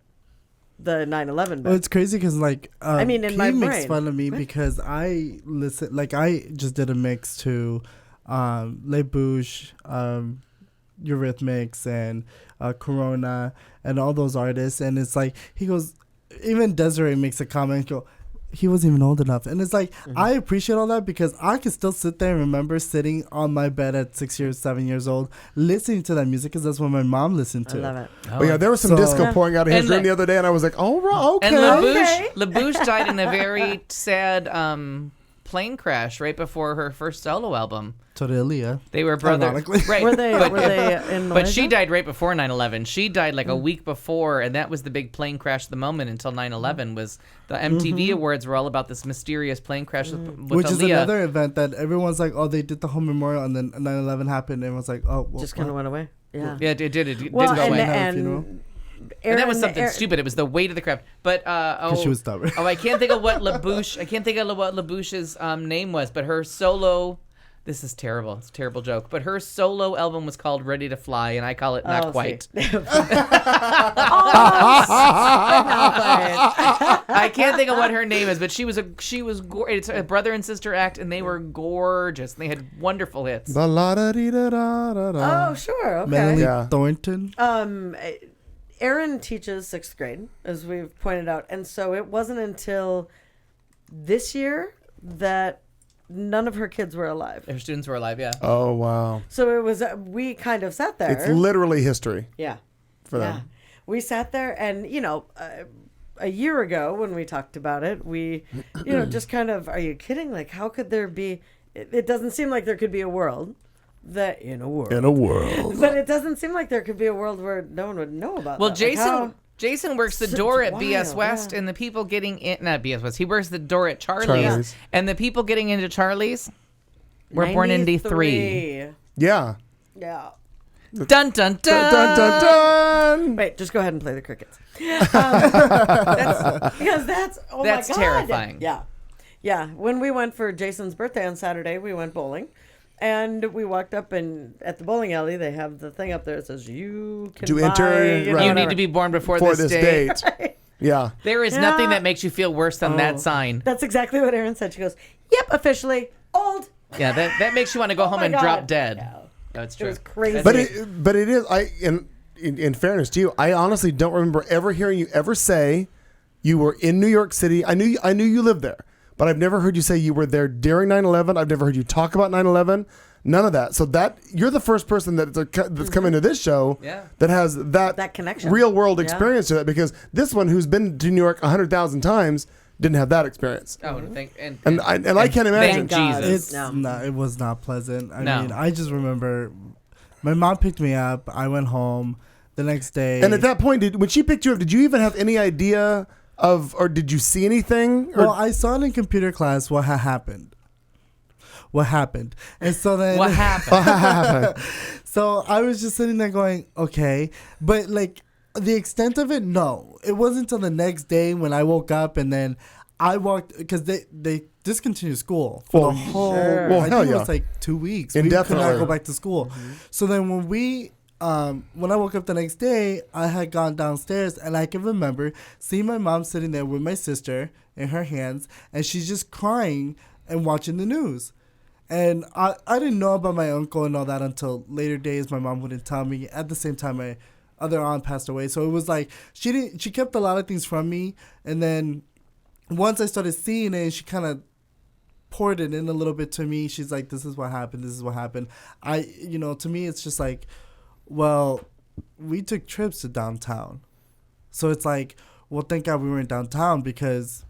And I'm guessing you had been in the Twin Towers, I'm assuming, yes? I've been in the Twin Towers and I've been in the Empire State Building. The day of, and this is kind of crazy, is that we were scheduled to do a trip to go to the top of the Empire State Building the day of. But we didn't do it because we got postponed to the week after. So the class that had gone... they must have been freaked out. They were barricaded... Well...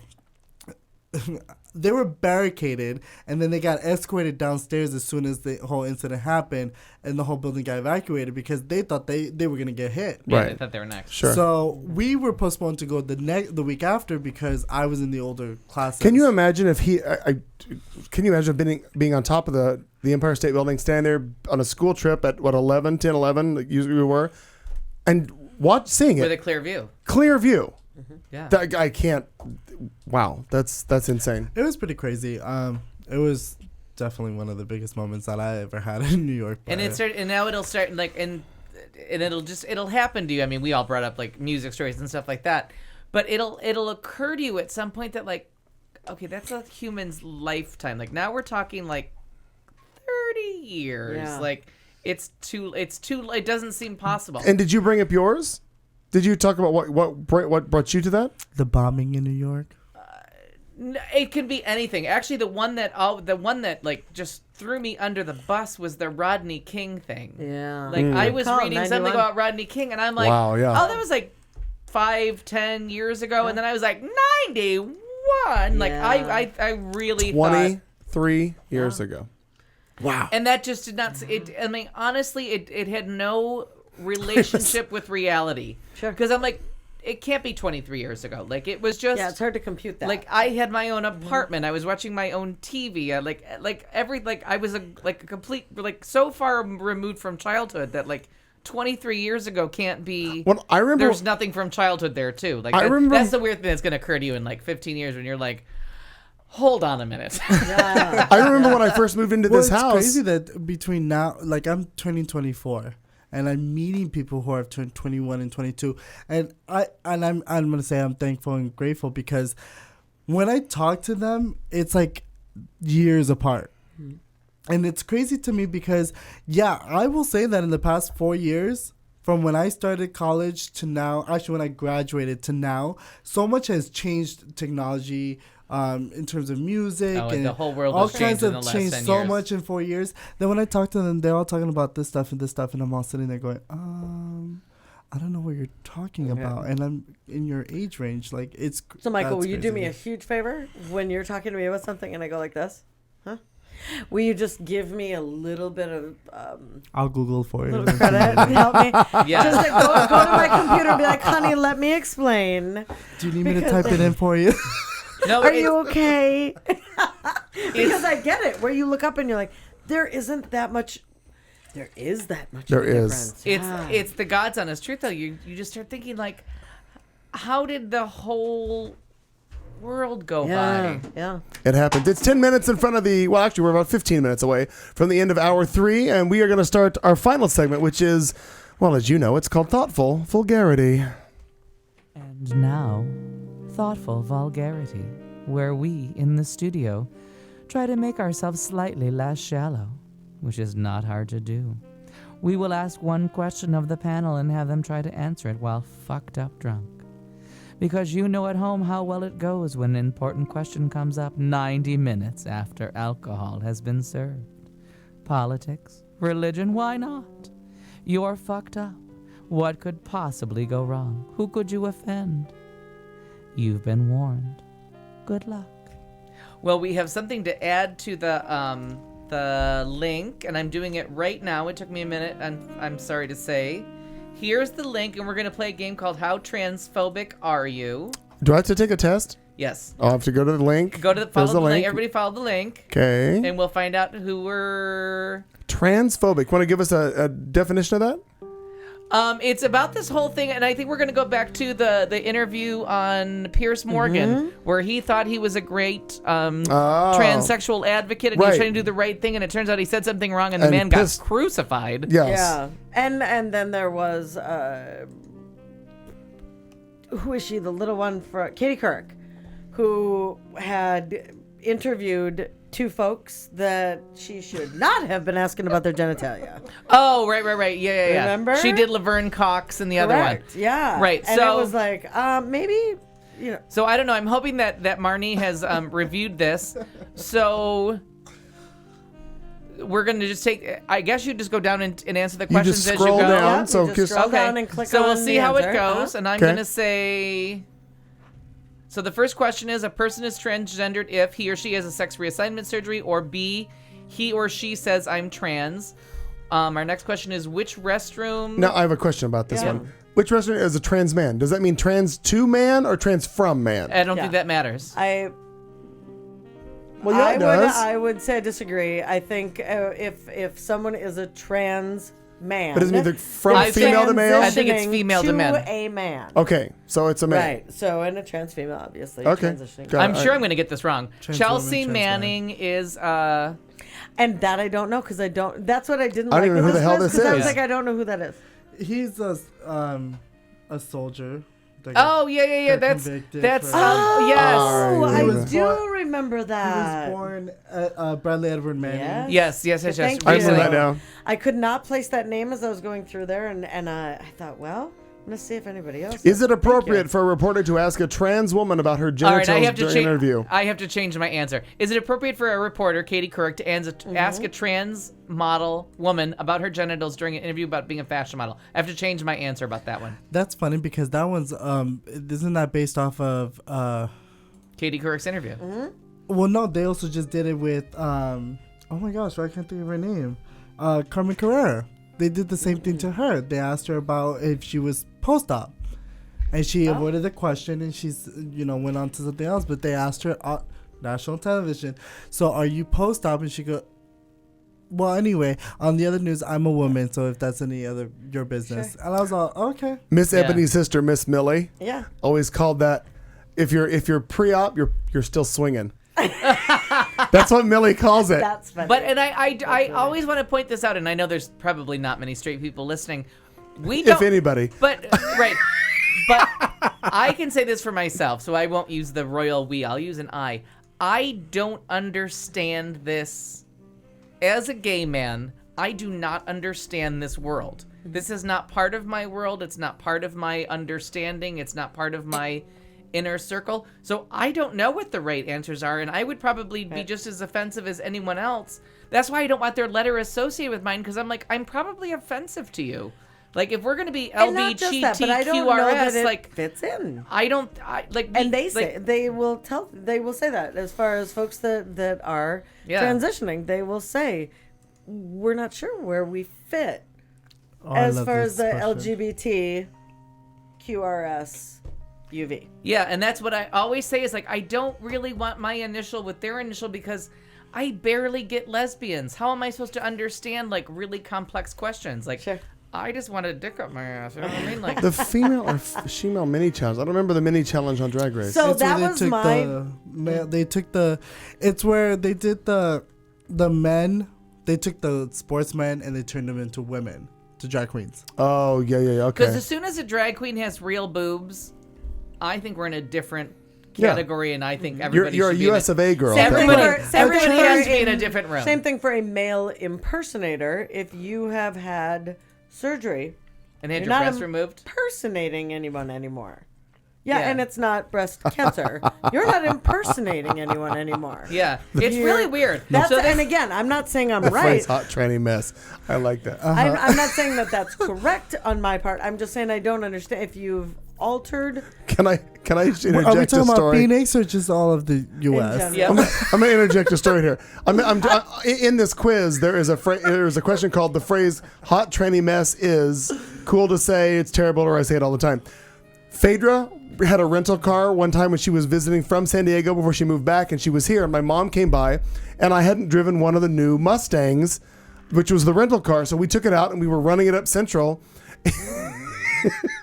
and I dropped the pedal in it, and it shifted really well and just launched. I'm like, God, that's a tight tranny, and we all we all lost it laughing. See, now, would there be a question on here to say that's inappropriate that we just burst out laughing?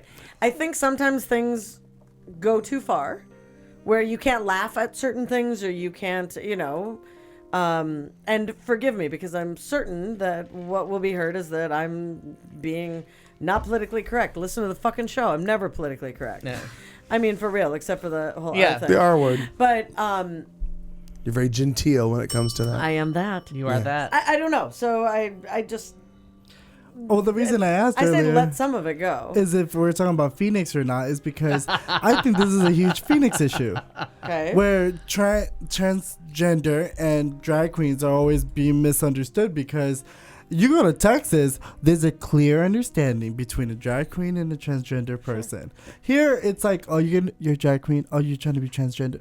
No, I'm a female impersonator. Well, no, Exactly. but right, and that's Exactly. I did drag for I a have long tits, time. I'm a transgender now. Yeah, I Like- did drag for a long time, but I like the penis. Right. I like and mine. I like it's yours. crazy. Everybody needs to. Unity penile in Everybody needs a penis in my story. You're in the United Nations, are we? But I and that's the point that Talk I about always. your G8. All right, so everybody say what you got because now I lost it. So all right, let's say what the listeners have. So I got not if at all, but we probably are being our best selves when answering these. Actually, I'm not.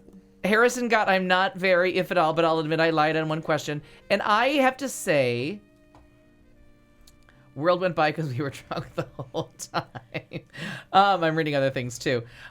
So I'll go with mine first, and I have to find the question again. So my answer was because I went with gut honesty. I did not pretty too. this up. I I did the same. I got well-meaning, but you have a lot to learn. Okay. Well, but maybe you could use a few pointers. But I wanted to say, like, to me, if you enter a drag contest, I don't care what point you entered a drag contest. Right, but I think we're looking at it in a different way than how this is being presented. No, but right. I'm Don't not saying you're wrong. No, what I'm saying is if you entered a drag contest, then you're the same. Don't enter a drag contest. I would agree with you. Okay. I would agree with So that. how'd you answer that question? The drag queens, they're totally different. See, but you didn't answer. But if you enter the same contest, you want to compete. You want to It compete says as the same drag thing. queens and trans women are Oh, the and same? Not the same. But in my mind, you entered the same contest.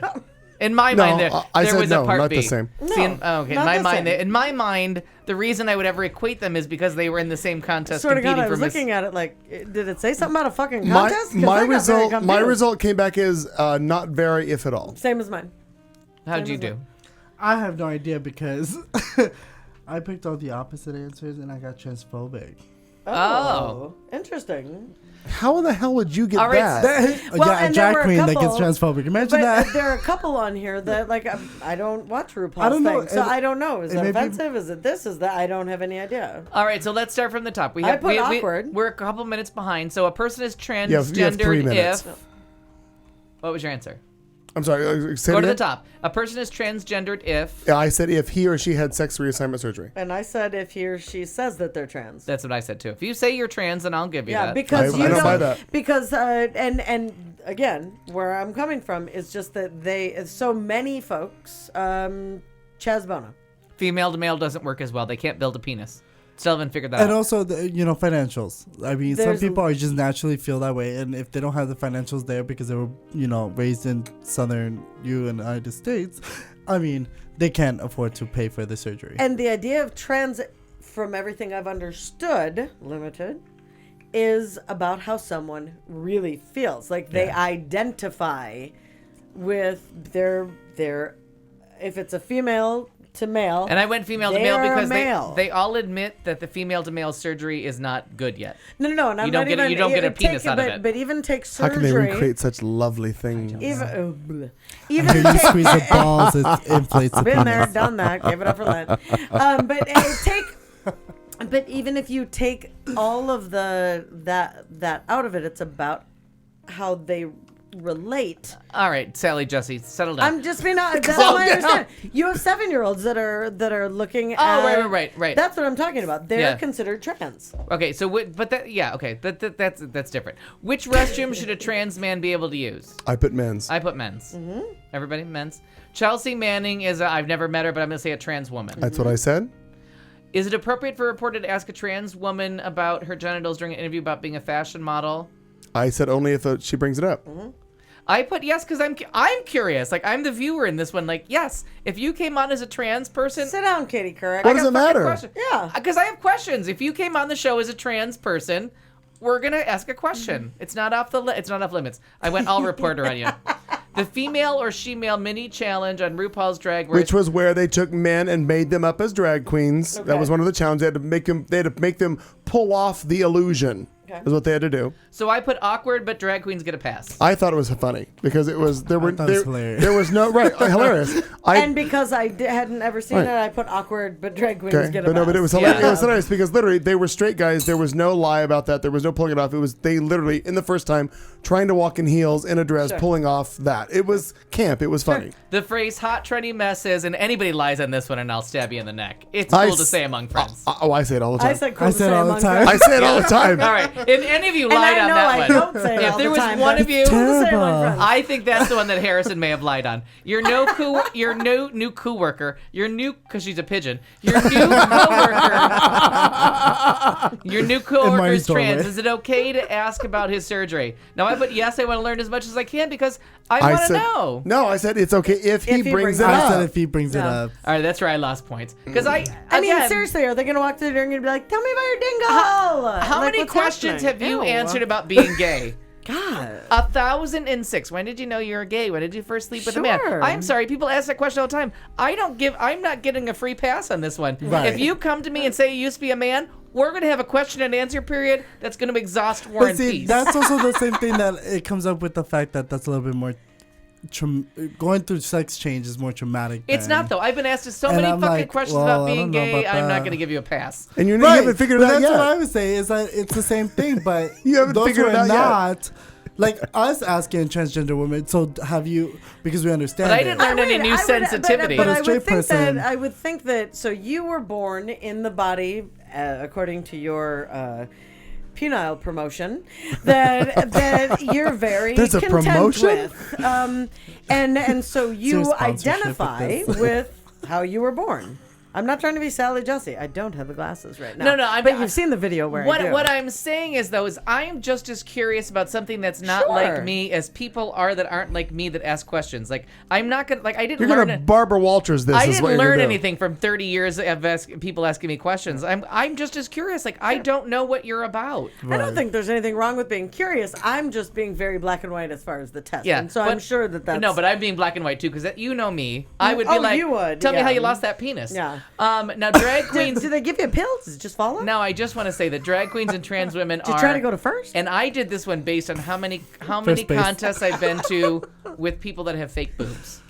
Okay. I said I have not been the to same. so many drag contests that there's people in there that have boobs. Yes. So I put they're the same thing. I said they're not the same. Not Yeah. the Not same. the same. And mine was based on if you make me go to a pageant, which I don't go to very often, and one of you has boobs, then you shouldn't be in this pageant. To that, I go to Tia and to I'm gonna Oh, and then her I name. found out all the Desiree? things. I No. found out all the things that they inject in there because they Mia? can't afford No, breast Nikki. implants, and that is so Yeah, dangerous. we talked Nikki about Knowles? that in here. Nikki Knowles. That's who I go to. Have Because you- Nikki Knowles full on. Gary had changed years ago, full on, and that's who he is. But you're not a drag queen anymore. Like I don't he's understand why not. they're in drag contests. But they aren't. But I don't understand why. But I have been to so many drag shows where I'm they so have fucking lost right they now. have It's not Tia was funny. done in a drag competition. Not in years, but when I came to this town, Tia was still But performing. look at Desiree. Desiree has tits and she's still performing. Yeah. And she's been a 5-time to me- national title holder. So to These me, things are that makes them. Then saved. they're all the same thing. Like But you see, they also made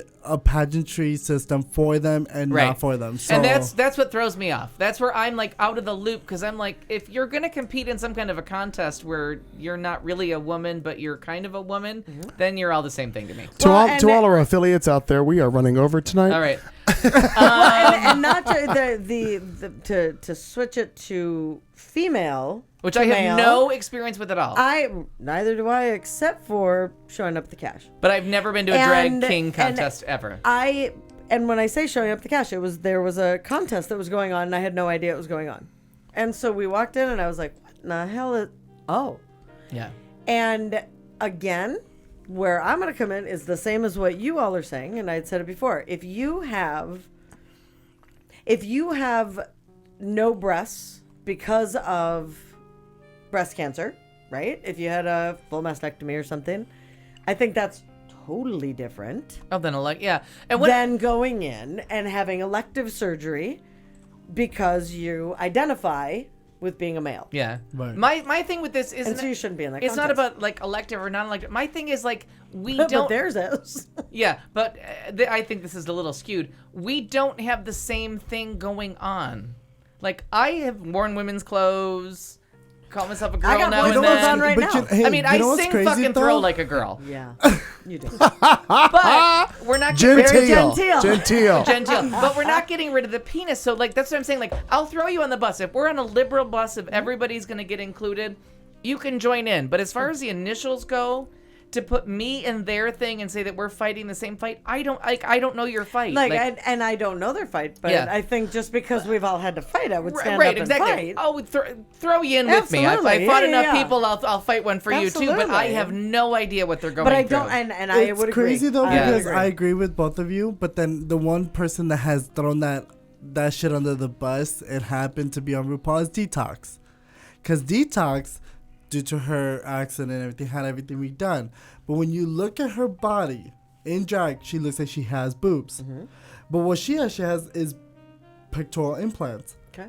So it looks like she For a just guy. has- Oh. for a guy. No, I'm But serious. Look at the she- picture. She's Go to like my out living here, room. and then Right. she's all skinny like this. So I'm it's a like, fat girl. If you look at my pictures in my living room in drag, and I Stop have it. them up in drag because of the way I know what to do with body fat, Sure. I have cleavage. Right, but she got the whole What do thing you that think when is she going wore a on tank top here? that she Shit. had tits that were just, they were flat, they were not done right, and so she dealt with the whole controversy of, Right. oh, she got boobs, but she didn't have boobs. She Sure. just was a But muscular that's man. again. We're at another initial. We're at surgery gone wrong. We're at LBGD. So, I think Car wreck, CGW. reconstructive I think surgery. that's why they're not CGW. specific on it though, Right. because of Okay. all those. So a writer publishes a trans person's birth name in an old photo. I say it's only okay if it's relevant to the story. I agree I with say that. it's I said not that's not okay okay or even necessary. necessary. And I would just say that as part of like anybody. Like you're not There showing was a a story. 13-year-old fat No. girl of me. Like There's a sorry. story I have those that, pictures. that I have. Of yourself? Of him.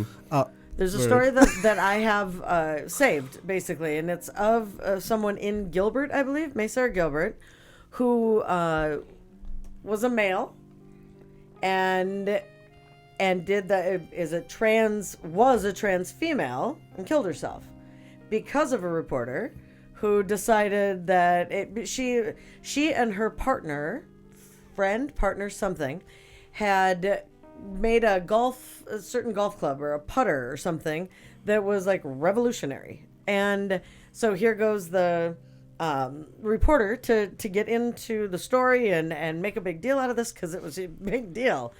And she said that I think that she went to MIT and that this and this, had to make all this stuff up because as this woman, she had not done any of those things. Oh right, but as a man. Right.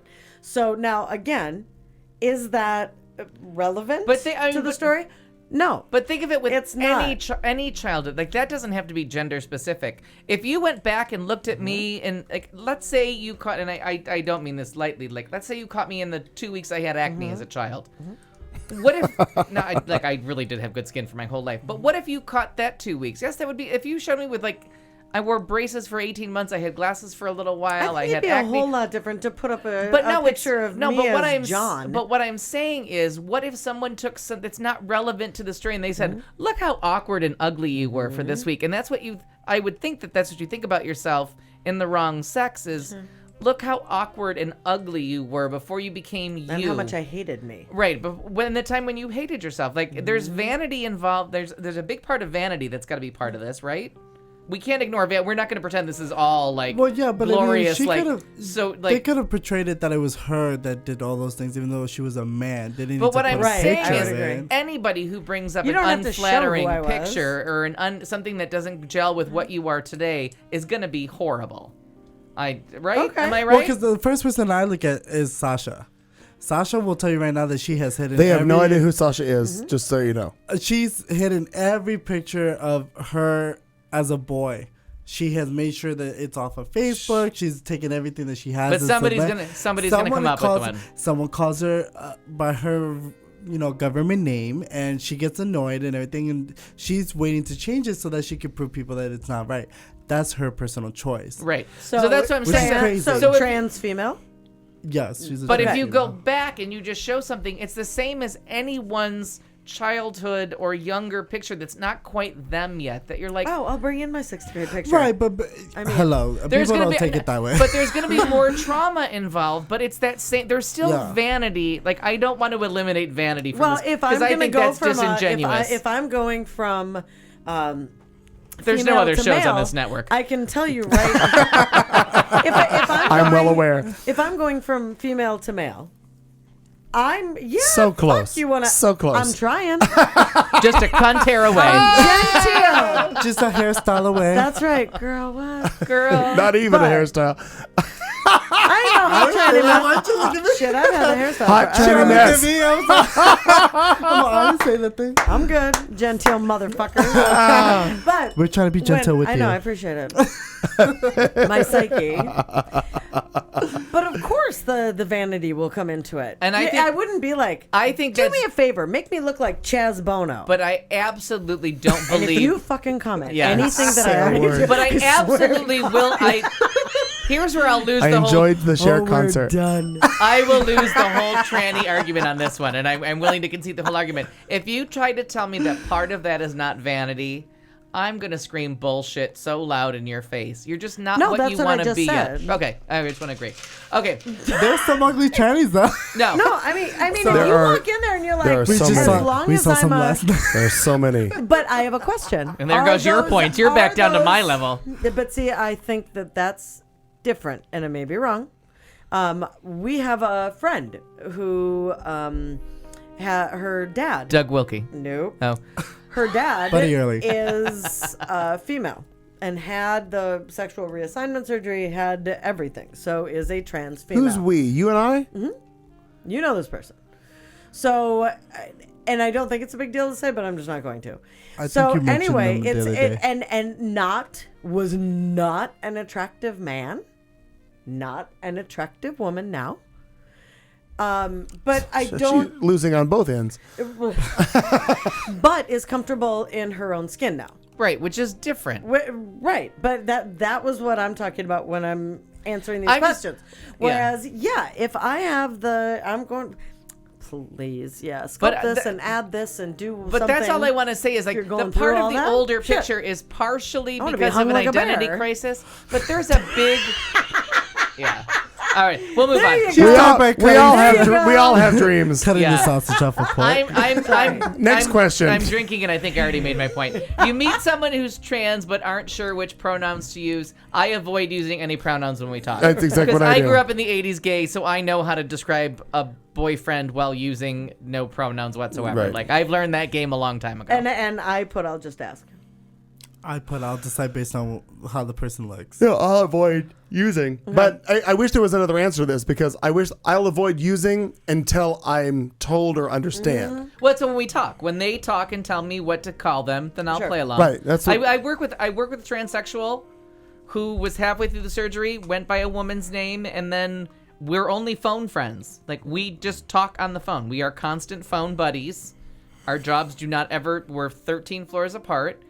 It was a man transitioning to a woman. We went by the woman's name. We used the woman's pronoun, and then something happened, and now it's back to being a boy, and it's not the boy name that you would expect to come from that girl's name. It was a name that I thought should go much easier from man to woman. But there was no, like, this is this person now. It's like, okay. Like, I'll just play along. Like, your voice sounds exactly the same on the phone to me as mine does. Oh. So whatever you tell me the name is with your pronoun, but everyone I'm calls going to you play she. along. Right. 11C, this is Al. Hi, Val. Exactly. You've said that before. You. You've said that before, yeah.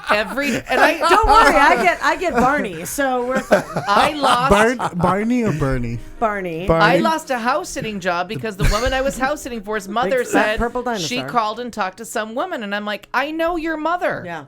We talked about the things that we know together, and she's like, I can't let you house sit for me. You let some woman stay at my house. I'm like, I talked to your mother. Right. She's like, you don't sound like a girl to me because I sound like Al to you. But your if mother you're has on the never, phone, your mother's never talked to me on the phone before. We've only ever met in person. Sure. Did she not realize she was talking to someone she knew? And she's like, she just kept saying it was a woman. And I'm like, but a woman that knew her. Did she never bring that up? And she was like, no, it just freaked her out that it was a woman that kept saying her name. And I'm like, so I lost that house sitting job.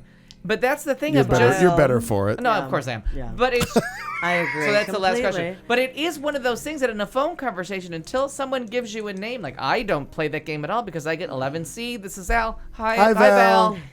It's been my entire life. You know, throughout this thing, I love playing devil's advocate, but at the same time, that's just kind of my thought on it. I'm certainly not trying to be politically correct. No. I just look at it and I think, whoever you are, whoever you're comfortable being, as long as you're not being mean to other people, things are good. Whatever. I don't care what you are. Oh, no. But there are things I don't understand. But my grandmother would call. And I walk in and go, what? And if I haven't told you guys this story, I'm sorry if I waited this long to tell you. My grandmother would call in the summer to my house, and she would call in the daytime. My dad worked midnights. And I would answer the phone. Hi, Grandma. Ruthie. Why would Ruthie call you Grandma? Hi, Nancy. Nancy's at work. Hi, Debbie. Debbie's at work. Who's left? Alfie? Old woman. Who is left on the phone?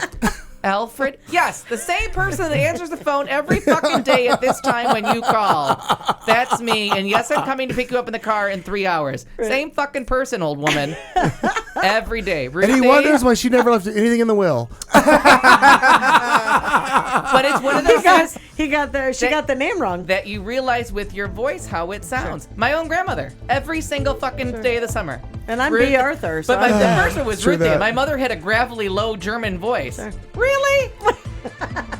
You've managed this sweet soprano sounds like that old bitch? You've managed to kill more than 3 hours listening to the show this week. It's Al Marty. And no, we're not going to 4. Yeah. It's Al Marty. My friend Michael's here with us. I'm Clayton McKee. We thank you for joining us. We'll be here again next week. Our 100th show is next Tuesday night. Join us if you will. If you won't, well, we'll just inflict it upon you in syndication. We will leave you with this final thought as we prepare you for the week yet to come. We will see you next Tuesday! That was a fun time. You've been listening to The Show on Q Talk America.